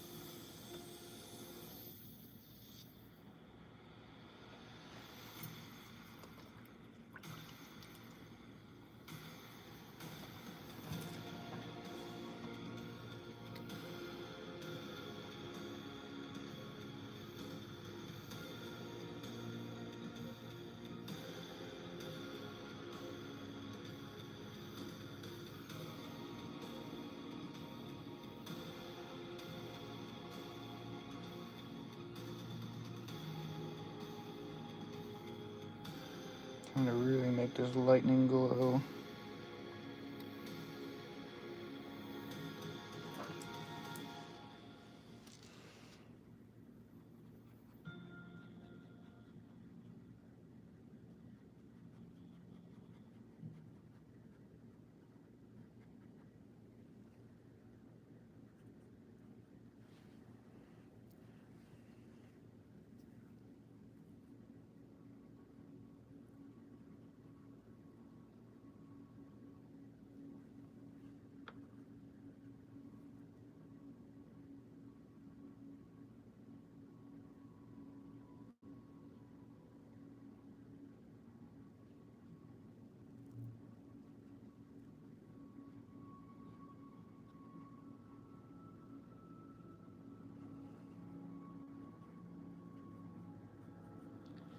Not an easy task.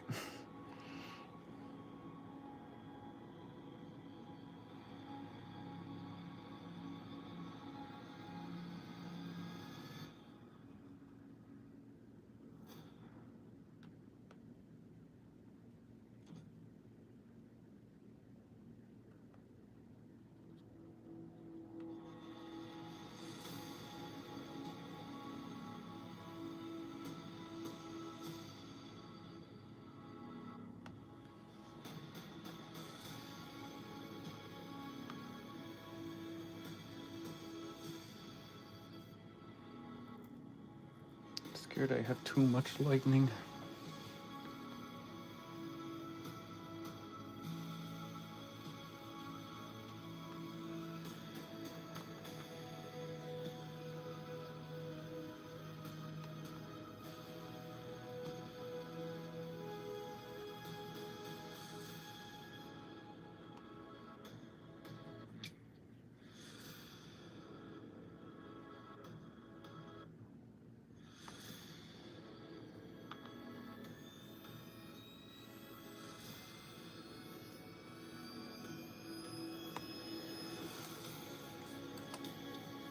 Need a little brush. Use a perfect amount. I'm glad you think so. I'm not sold on it yet.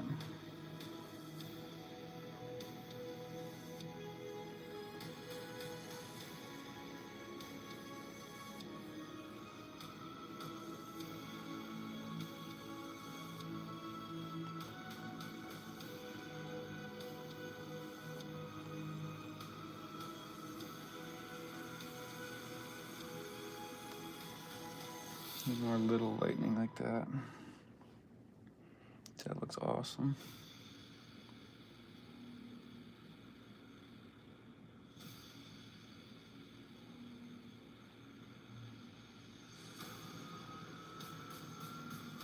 They're really gonna sell the effect of the lightning being distant and far away.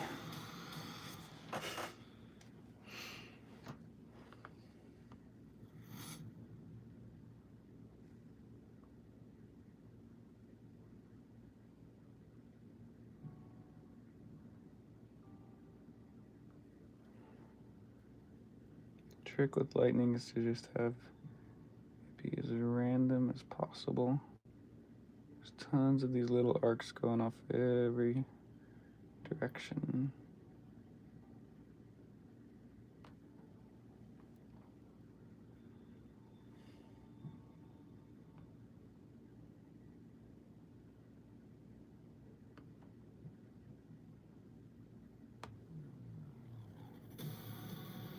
And be constantly loading the brush.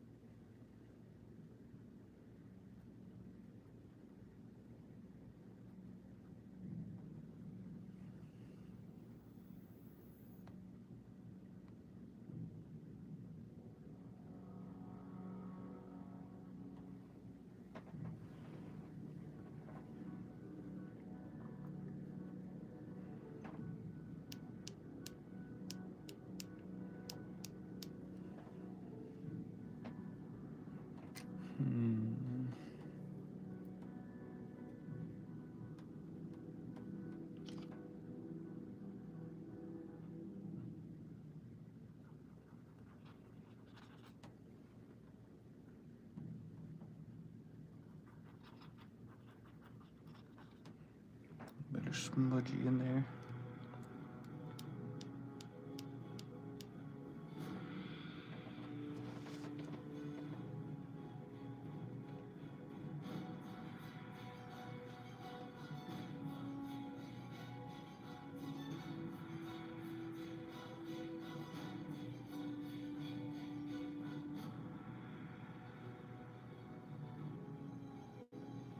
I'm just sitting back and like looking at it from a distance now.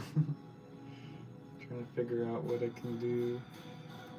I might wait for this layer to dry and then come back at it with fresh eyes. See what it looks like after a little bit.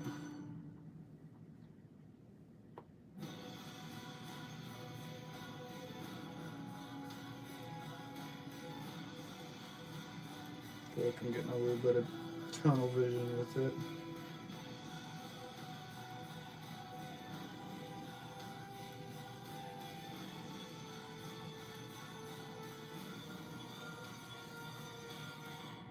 Thankfully I used a bunch of liquid, or liquid and paint thinner, and I guess I didn't use any liquid. I used a lot of paint thinner, so the paint should dry pretty fast. Looks like it's actually glowing. Yeah, that's the idea. I'm just wondering if I did too good of a job with the glow and the lightning behind is actually detracting from the subject matter. That's what my concern is. Like, and it wouldn't be too hard to just like put clouds in front of the lightning, but still have the lightning glowing through the clouds. It's just going to require waiting for that lightning to dry completely and then painting back over it with more cloud shapes. And really it's going to be very blurry clouds. Like, I don't want any sort of distinct cloud shapes back there. I just want the indication that there are clouds.